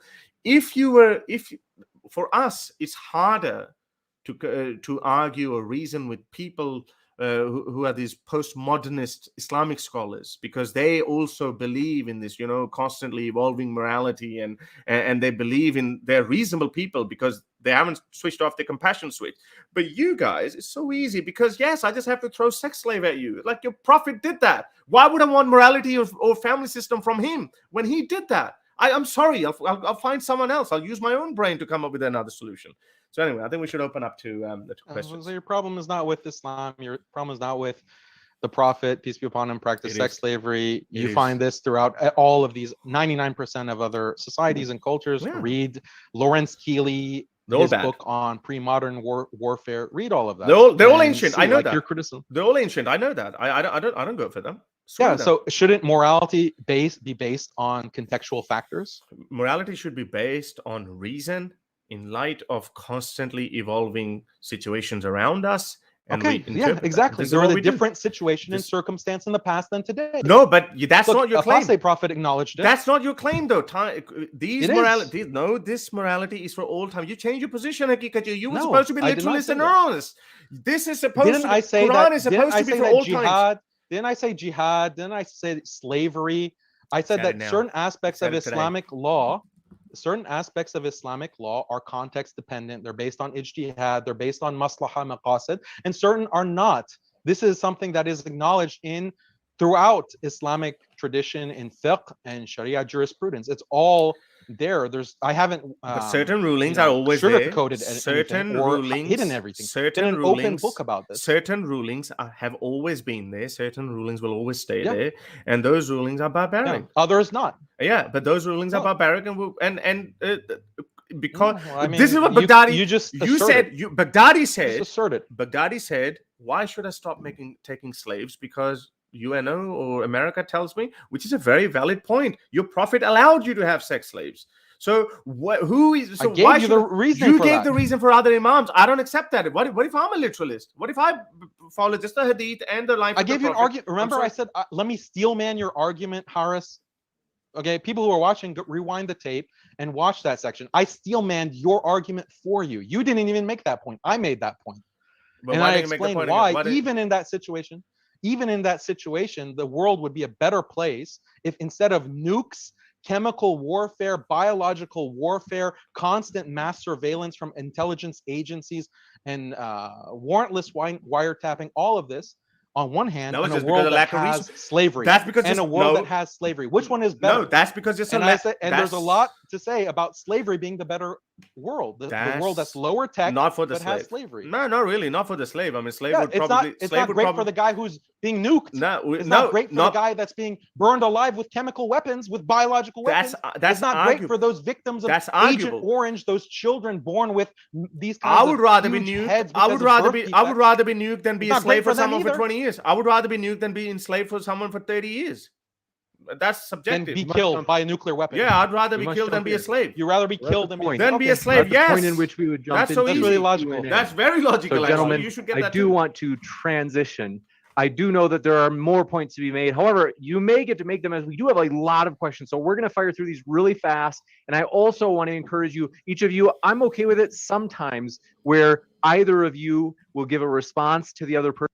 But I want to ask, because we have so many questions and I really do want to get through them all for the audience as they've already put those questions in, is if you could try to do as few responses as possible. And I know it's going to be tempting because you're going to want to respond to as many, like probably all of the things that your opponent says, but that basically doubles the time of the Q&A rather than if we just have one person and you could say kind of let the audience try to kind of pin them to the wall. And so once in a while, I'm okay with it, but I do want to keep it down to a minimum so we can get through people's questions. So jumping in, and want to remind you folks, our guests are linked in the description. So both Daniel and Haris are linked in the description down below in YouTube and at the podcast, as all of our debates end up on podcast within 24 hours of them being live.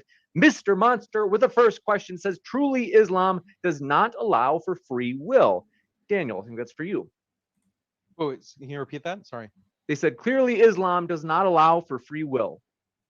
No, the argument that I made is that individual liberty and the freedom to choose and equality, these are beautiful values that Islam acknowledges and respects. But Islam says that these are not the only values.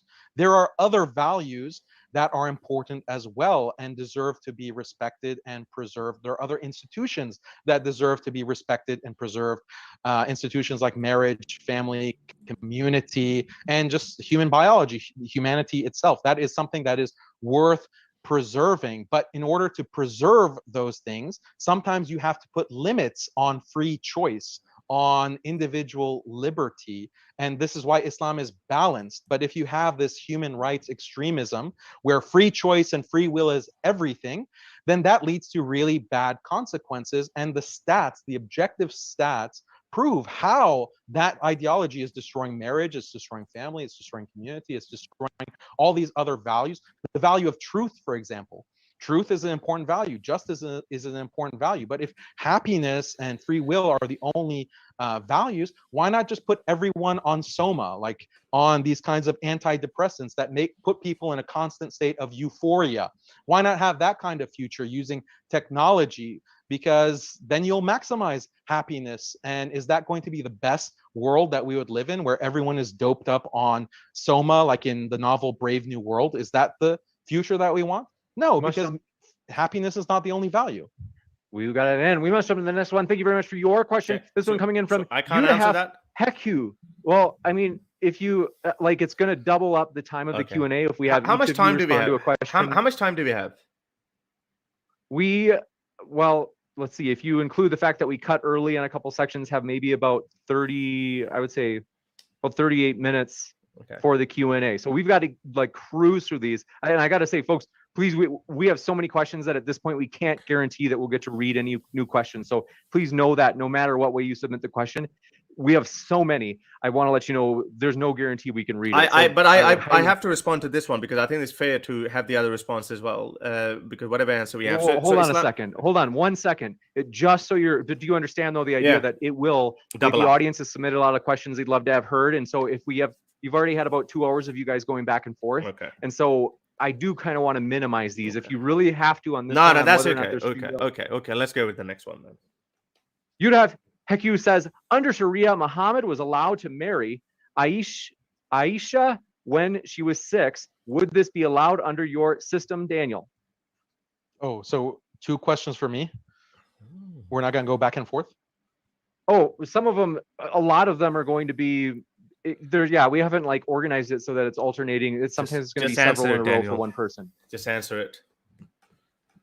Yeah, I mean, this is something that many cultures practice to this day, and it's based on this biological reality.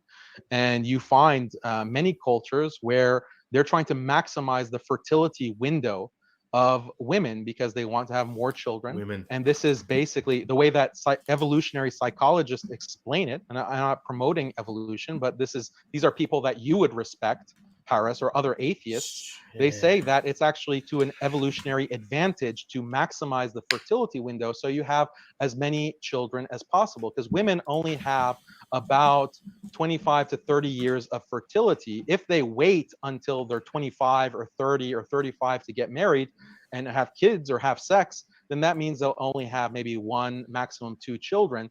But this will allow extinction of the population and for the people to be wiped out. So this goes back to what Lawrence Keeley says, and this is why you find it in so many societies in the pre-modern period and even today, because it's biologically hardwired. And you have a discussion actually about whether marrying children who are pubescent, okay, so around 10 years old, 9 years old. This is something that there's a dispute and a debate within psychology whether this is a psychological disorder. And your secular atheist psychologists say that no, it can't be considered a dysfunction because it is practiced in these societies. It's evolutionarily adaptive, so it's not actually causing any harm. And when we look at the girls and the women in these societies, there's nothing that is dysfunctional about them and problematic. What's interesting is that is not considered marriage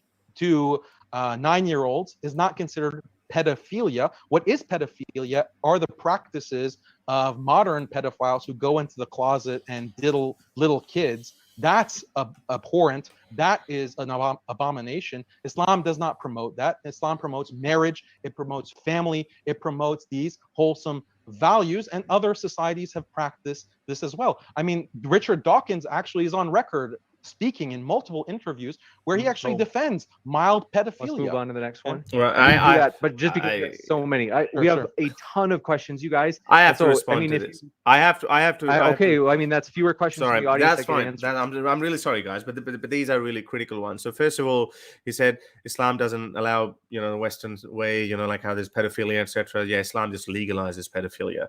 Aisha, one could actually argue, she actually didn't even have kids, so maybe she was damaged internally because she was married at the age of 9. Haqiqatjou, everything. This is what happens when you become so dogmatic about one particular idea. Now, in this debate, it seems like he's overly concerned about the fertility rate, and he's talking about fertility rate. So we have to maximize the fertility rate. Yes, from the moment a little girl has her first period, that's it. Let her turn her into a baby making machine, as though this is her only purpose in life, to just make babies. You could you could argue that women's fertility window narrows down from ages of 22, 23, maybe 25 to 35. Okay, so how many babies you want to make out of it? 20 babies that you need 20 years or something? 1 or 2 or 3, even 3 babies is well within. It's very possible. Yes, again, there are consumerism issues, but the solution that Daniel Haqiqatjou offers are beyond disgusting.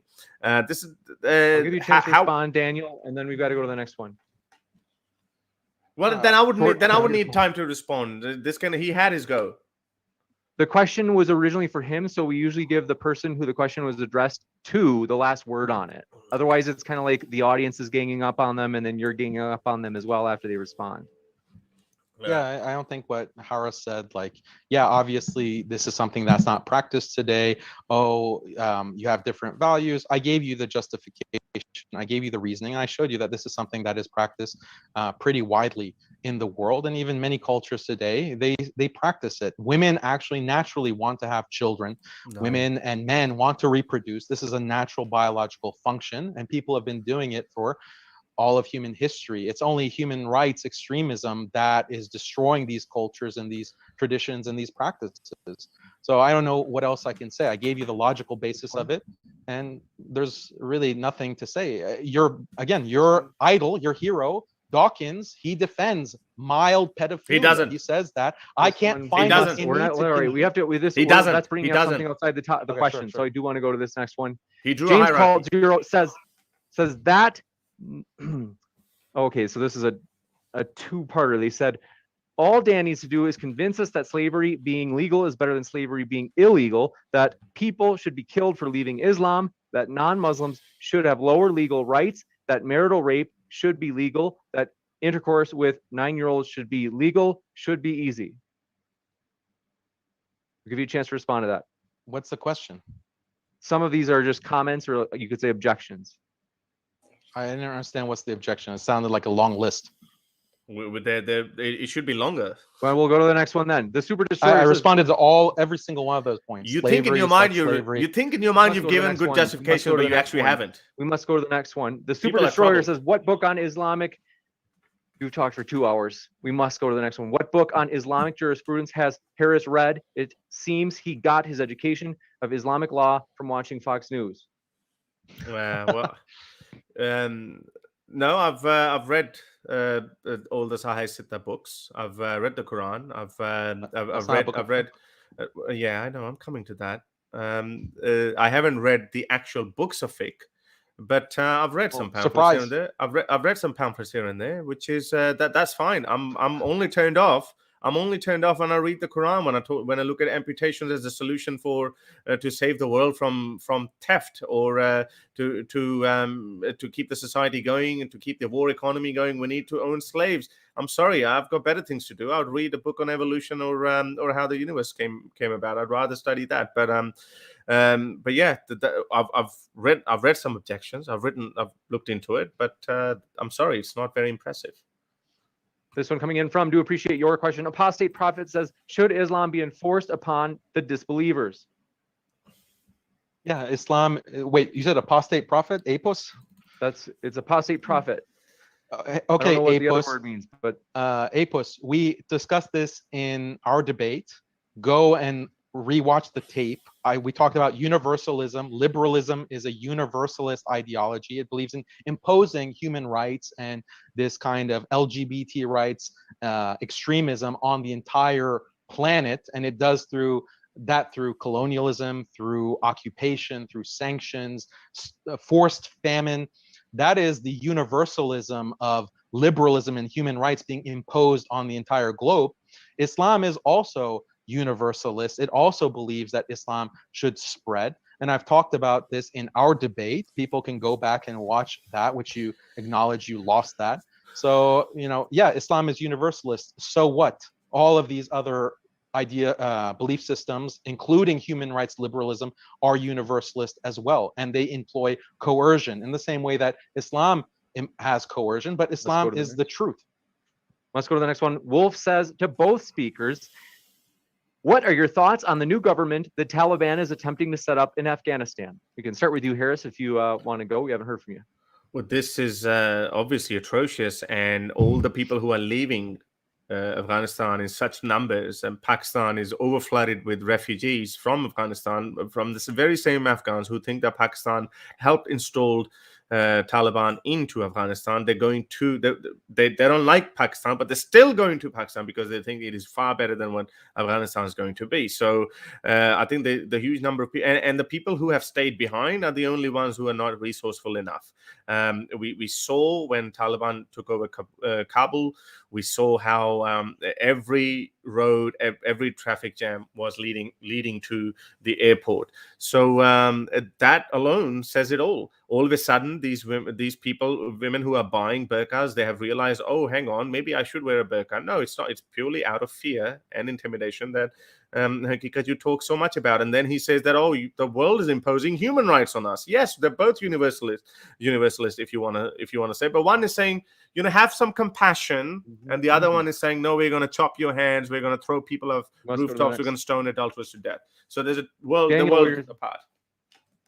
Daniel, what are your thoughts? Yeah, the Taliban, they're another government. Insofar as they want to implement Sharia, I think that's great. I really hope that they will implement the Sharia. And I hope, that they will not be attacked and sanctioned and pressured by the US and in these brutal kinds of ways where other countries, all countries that try to implement Islam are sanctioned and pressured. But I have a question for related to this, because Harris mentioned people leaving Afghanistan. I highly recommend we don't do it, just because we have so many questions from the audience that they really want to hear you guys respond to. Look, Harris, if you were offered, imagine 50K in Australia. If there were a country that was offering you 10 times as much, right? 10 times as much, 500K, would you get on the next flight to that country? No, probably not. No, 500K, 10 times your salary, 50 times your salary. No, because if I have my family here, I'm happy here. I'm actually you can not gonna move go your there. family first class with that kind of paycheck. Yeah, but maybe I still have. Yeah, okay, maybe if you make the whole family as well, then may be the case. But well, why are you laughing? Okay. Hang on. Whoa. I gotta finish this point. Why are you laughing as though you've actually made a slam dunk argument and you haven't proven anything? So you've actually you've actually proven my point. It's a massive own goal, Daniel, because these people who are trying to go to America, they're single males. Sometimes there's only women have been giving their children away. Just take my child away. So they're not like going entire family for economic reasons. Yes, if it was for economic reasons, you could say, okay, it's for economic reasons. But these people are not leaving for economic reasons. These people are leaving out of fear for Taliban and the suffering they're going to bring to people. Now you can laugh. Let's go to the next one. This one coming in from Apostate Prophet says, Daniel, Muhammad said the sun travels to a resting Why are we place. taking all questions from Apostate Prophet? He already got his questions. Go to some other question. I don't need to answer questions from that loser. Like, he's not relevant. We answer them in the order. Be careful, Haqiqatjou, because after this debate, people are going to call you. Where are questions from where Harris? Where are the questions from? We've got to go to the Muslims next one. for Harris. Listen, we take them in the order that they come in. If you want to make sure that it's done I want to that balance particular way, you have to let us. I want to balance Q&A. This is the way we've always done it. Nobody's ever complained about it in 600 debates that I've moderated. He always complains. We're going to do this the way that we've always done it. You're complaining about like not enough questions, but there's two from the same person. They said, listen, we take them in the order that they came in. If you didn't want that, you could let us know before the debate. So they said, Muhammad said the sun travels to a resting place at sunset and prostrates to the throne of Allah, where it asks for permission to rise again. Do you agree with Muhammad? The Quran says this, the Hadith say this, and yes, of course, I agree. And this is not related to the debate. This is something that's irrelevant to the question of Sharia and human rights. If you want to talk about Islam and science and interpretation of the Quran and conflicts with modern science, I'm happy to do that and talk with a reasonable person about this topic. But this is not relevant to the debate. I don't understand the moderation here, James, because you're supposed to ask relevant questions about the debate. This is something completely irrelevant. It's embarrassing. This one coming in from Secular Pagan Mums. Thanks for your super sticker. And Grimlock says, I'm sad that I can't skip ahead in the debates. Apostate Prophet says, you guessed it. Here he is again. Daniel, the Quran says that the stars are missiles thrown. Let's see. I sympathize. It's not relevant. Look, he's Daniel. Is it okay if I finish? Where do you think it's okay to just interrupt people? So my point, I was actually going to agree with you, Daniel. I was going to say, like, it is true that these aren't really related to the actual debate. So that is something that I want to be mindful of.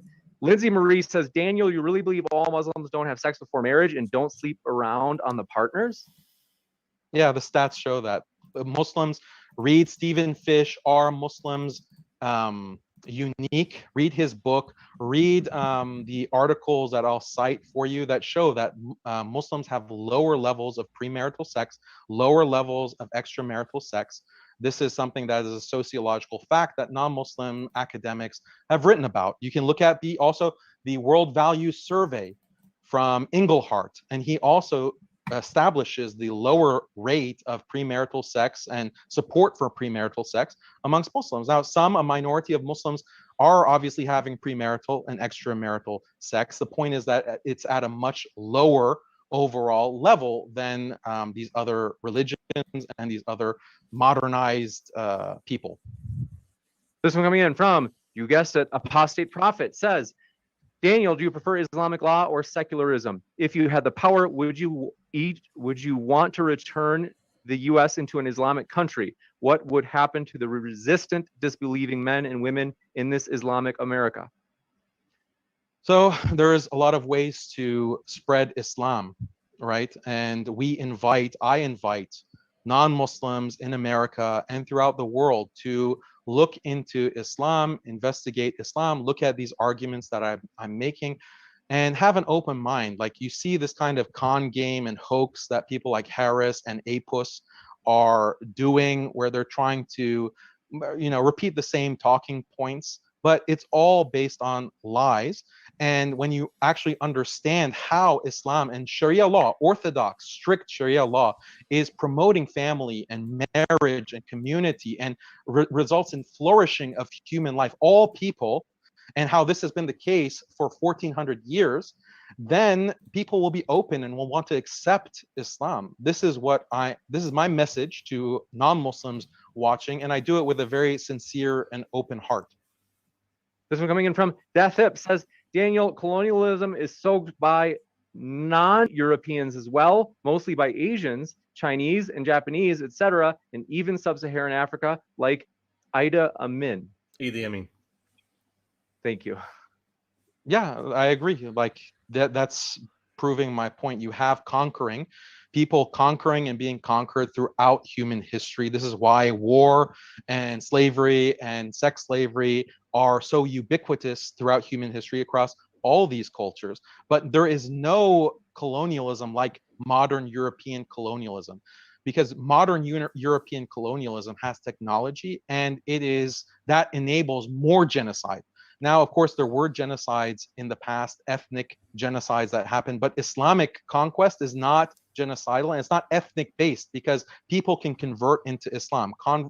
Conquered people like the Persians, like my ancestors, they converted into Islam and they achieved equal status with the conquering Muslim community. So this is very unique in Islam. This is why Islam has been so ethnically and culturally rich and diverse, but you don't find this with European colonialism, because it wipes people out. We have so many people, Native Americans, Aboriginals, Asians, that have gone completely extinct because of European human rights colonialism. So basically, your ancestors gave up. They surrendered. I hate to do this, but just because we have so many. Cold Loyalty says, Daniel, are you not aware that Islamic groups pushing Sharia law are currently committing vicious murders of families and children and posting them on the internet? What about those destroyed families? No, I don't condone any kind of barbarism. There are many terrorist groups. Many of these terrorist groups are actually agents of different intelligence agencies, and they deliberately commit atrocities and post it online to make Islam look bad, to make Sharia look bad. These are just, counterintelligence operations, the same kind of operations that have been used for many groups by modern intelligence agencies from the West and from Israel. So I condemn these kinds of terroristic actions, and I don't endorse them at all. I've never endorsed them. Yeah, poor Islam. They don't let us have sex slaves. Sorry. We must go to this next one. I'll give you a chance to respond if you want, Daniel, because I want you to have the last word since it was addressed to you. If you want to give a last word. To what he just said? Yeah. He's just saying words. What is there to respond to? You don't have to. It's all right. This one coming in from Apostate Prophet says, the Quran describes disbelievers, including Jews and Christians, as quote unquote worst of creatures and quote unquote less than cattle. Does Daniel agree this fits with the Sharia law? Well, Islam is universalist, as I mentioned, and it says that belief in God and accepting of God's messengers is an important part of being a good and moral person. And rejecting God and rejecting his signs, rejecting his message to humanity, the creator's message to humanity, this is a very immoral thing to do. In fact, it's one of the most immoral things to do. Associating partners with God, creating idols to worship in place of God. These are some of the worst things, the most immoral things to be done. And so this is the moral vision that Islam offers, and there's a lot to say about that. There's actually a video that I'm going to publish in about a week called The Genius of Islam, episode 3, that's going to talk about the evil of idol worship and associating partners with God. And so I invite everyone to watch that for a more detailed elaboration of this. This one coming in from Azri Schizophrenia says, Daniel, do you think it is just and righteous to prevent people from speaking against Islam, to conceal testimony what other people have? Is that what Allah stands for? Yeah, so Islam restricts freedom of speech, and this is something that all cultures and societies restrict, freedom of speech. And you can read the book by Stanley Fish. He's a philosopher that says there's no such thing as free speech, and it's a good thing too. And the idea is that to maintain social cohesion and social order, you have to have certain speech norms, and you have to limit speech in order to maintain those kinds of bonds and social cohesion. Otherwise, you're going to have chaos and destruction.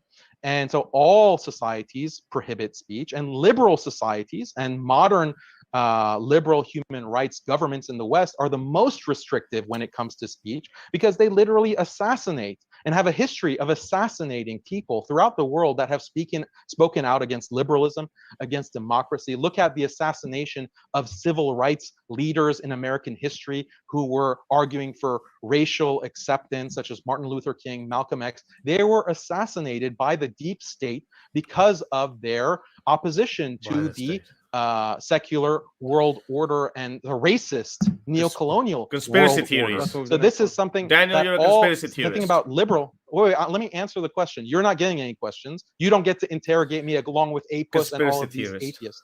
So let me just talk about deep state. Let's give him a chance to respond. Historical facts about the assassination of Martin Luther King, Malcolm X, and look at the colonial period where you have Britain, you have France, you have the Netherlands who are controlling colonies, and they are stamping out with brutal authority any opposition to colonial rule. They have to do this. They have to do this. Otherwise, liberalism won't be accepted by. So this is the free speech of liberalism and human rights. This next one, Leptoceratops says, Daniel, if a husband forces sex upon his wife against her will, is that wrong under Sharia?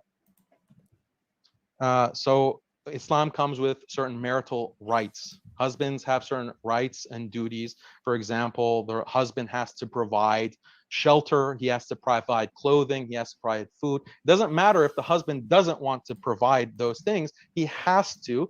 And the state, the qadi, basically the Islamic State, can force the husband against his will to provide nafaqah for his wife and for his children and his family. This is something that's good. This is an important policy that reduces the man's individual liberty. And similarly, the woman's individual liberty is also restricted, that if the husband has a reasonable request for sexual relations, then she is obligated to comply with that. If she decides not to, he can't start beating her and he can't start abusing her in a violent way.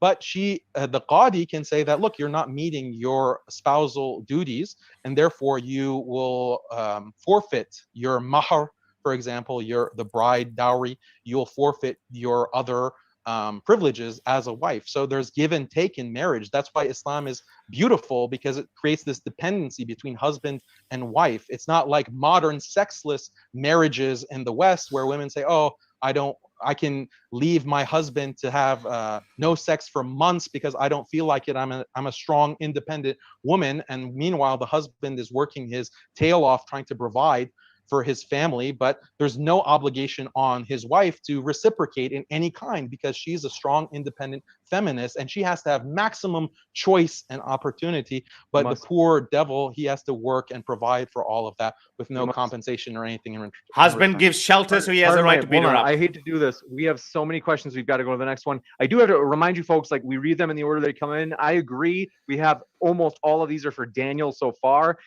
We're not trying to do that on purpose. We just read them in the order they come in. Apostate Prophet says, Daniel, under Sharia, should homosexuals be executed if your own child openly Watch the debate that I had with you. Just say yes. Watch the debate I had. Just say, Daniel. Throw them off the debate.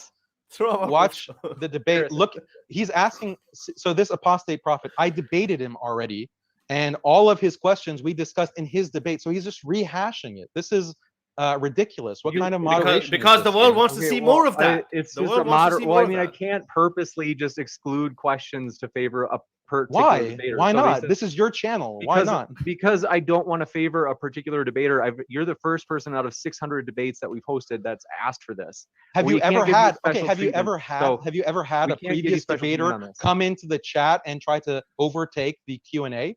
Have you ever had that situation in your 600 debates? He's asking questions. If he wants to ask a lot of questions, I don't think that's unfair. Like, I don't. So think don't tell me that it's unprecedented that I have a problem with this when you haven't haven't had unprecedented. Well, it's unprecedented to have a previous debater come and hijack the chat.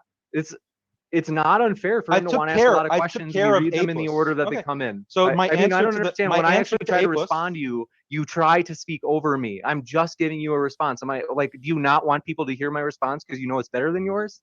So let's go to the next one. They said, Daniel, if your own child openly engaged in sexual interactions with the same sex, would you want your child to be executed in your ideal Islamic system?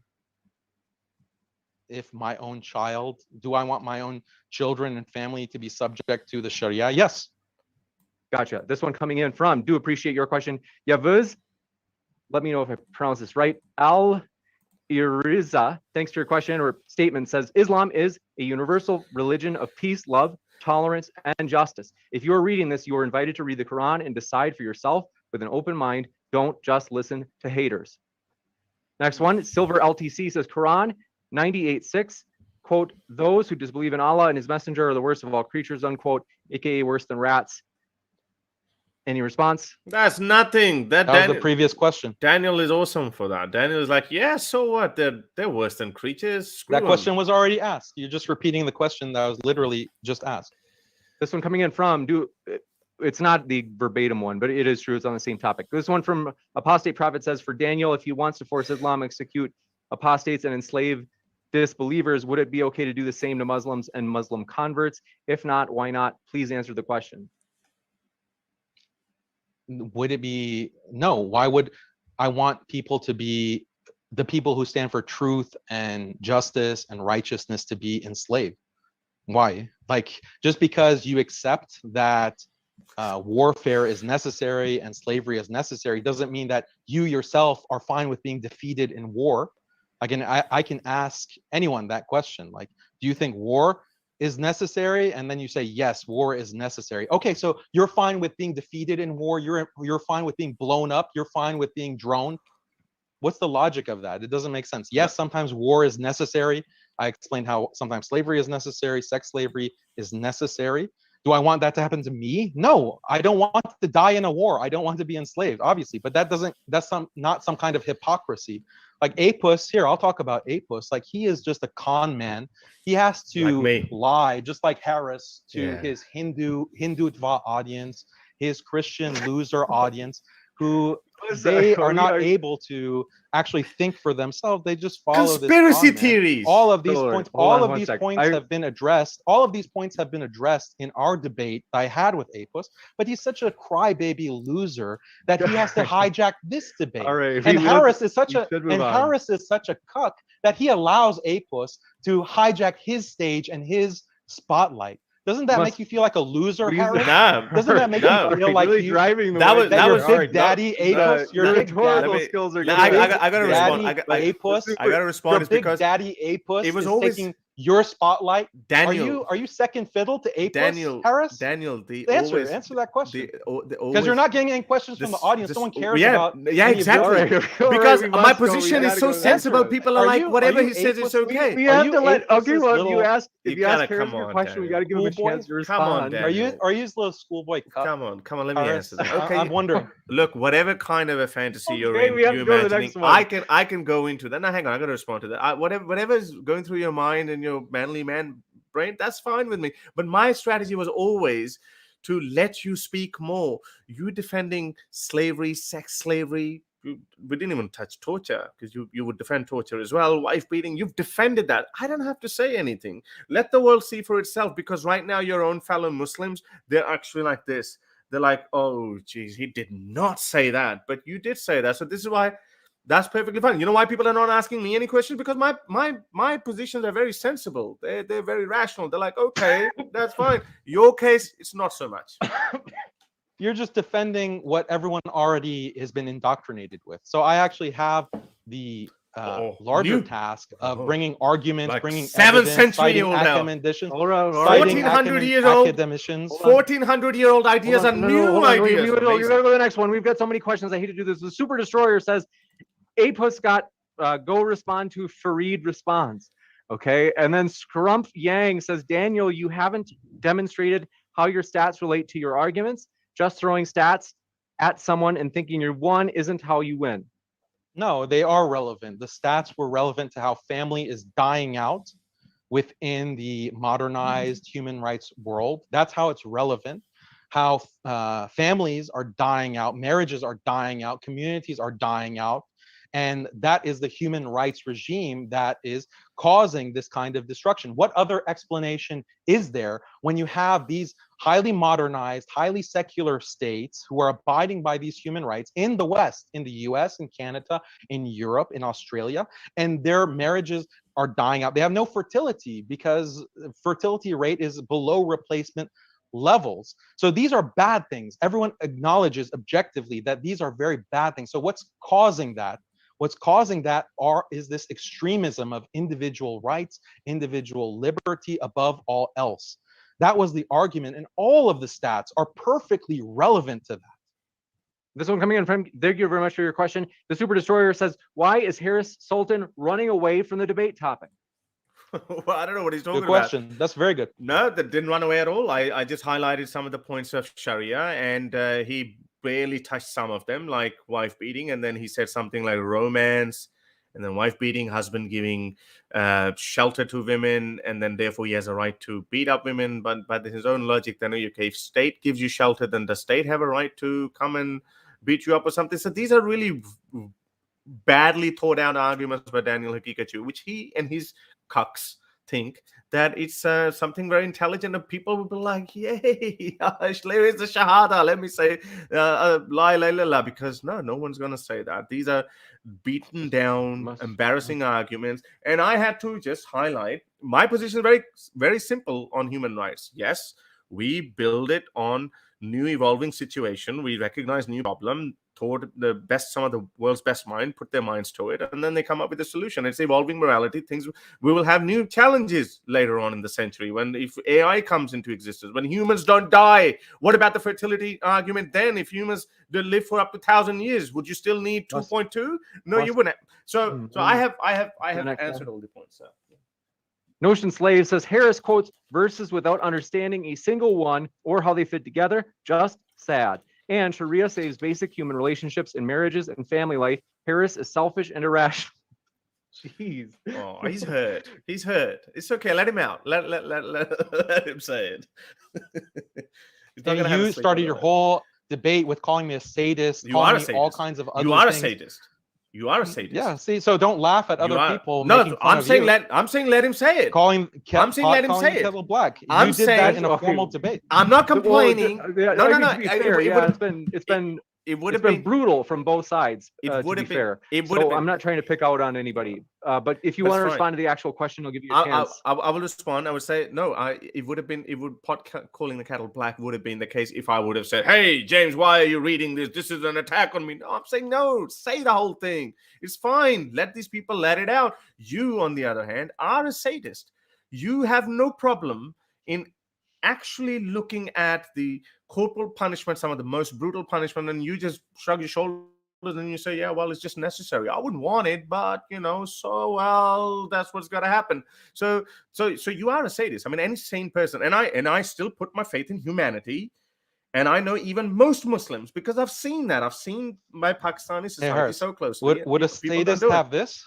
Well, that's your Would a kids. sa- That belongs to your kids. So, okay, you know what? Pikachu. That- Don't you want to call me Pikachu? no, I again? don't want. No, This is Pikachu. a lot of people have called you that. Am on my Would a behalf. sadist have Pikachu right here? Well, It's well, a Pikachu tremendous endorses Pikachu. me. Well, We must go to the Pikachu, do next you want one, Sharia? Yes, I want Sharia. Apostate You will be prophet thrown says, off the rooftop.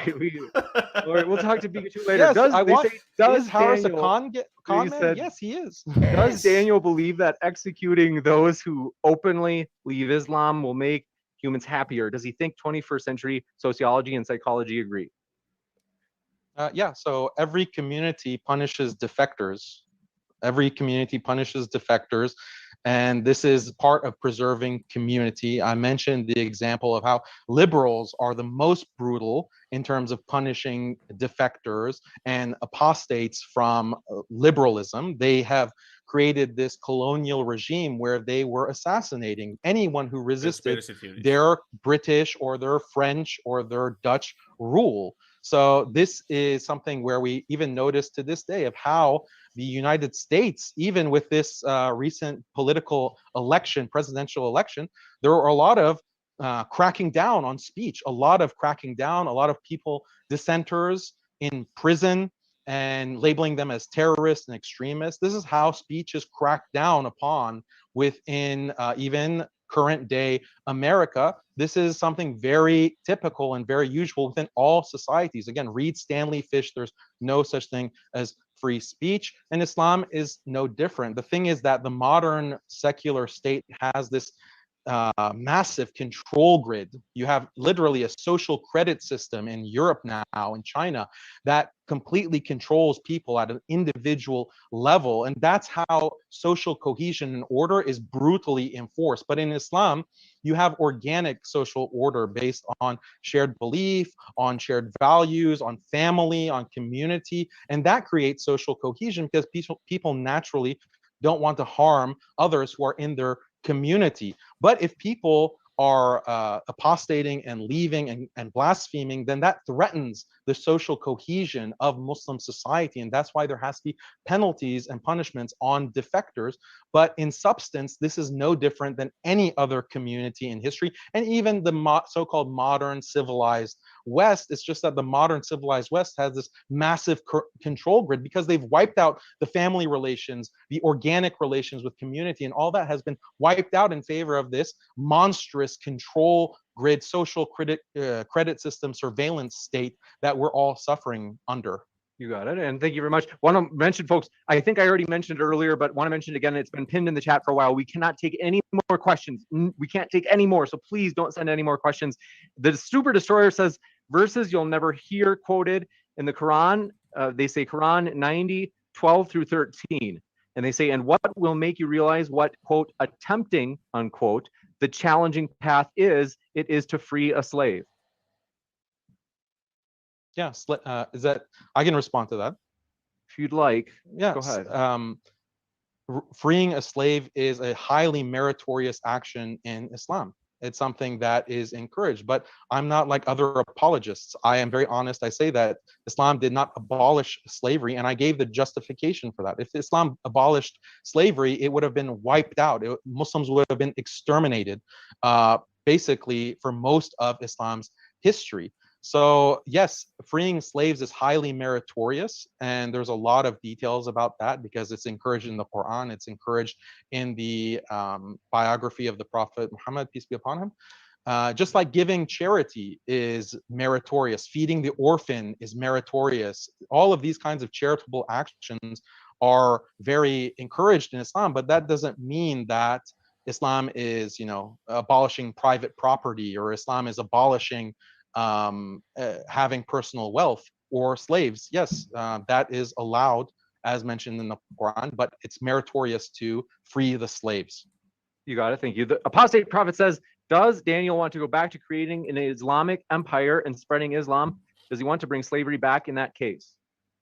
Yeah, so I mentioned this argument about slavery, a world with slavery that's low tech versus the horror, the terror of the modern nuclear drone trillion-dollar weapons program directed at the third world, at Vietnam, at Africa, at the Middle East. That is the kind of world that we live in that makes slavery obsolete. It's because of these weapons programs, these nukes, weapons of mass destruction, that makes slavery obsolete. But that is a worse thing. That those weapons are a bigger harm and a bigger disaster on the human race, as opposed to having a lower tech society but practices Islamic slavery. That is preferable. Okay, thank you very much for this question coming in. Closing statements. I think we should wrap it up now. I think we're almost there.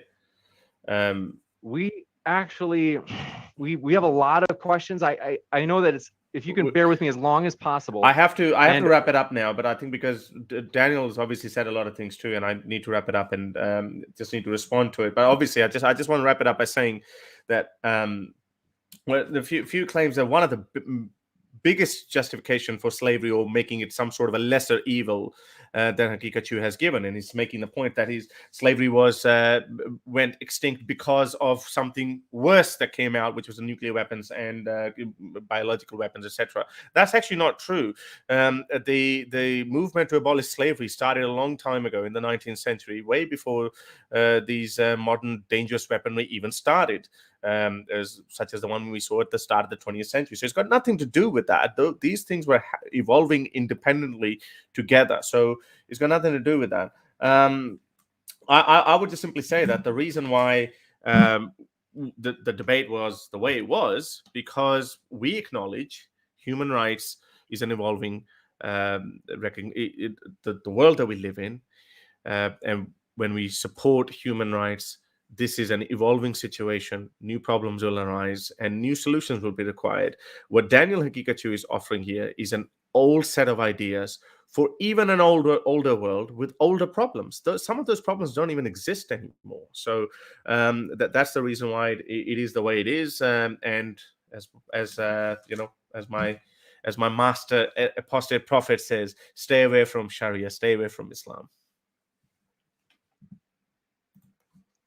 If you'd like to respond, Daniel, you can. We do have more questions. I'd love to get through these questions, most of which would be for you, Daniel. And you could say that you'd be able to respond to them unopposed, because I do want to honor the questions that people put in. And so, Harris, how many are we talking about? How many questions? There's an awful lot. Like, I would guess, let me just kind of ballpark this. 1, 2, 3, 4, 5.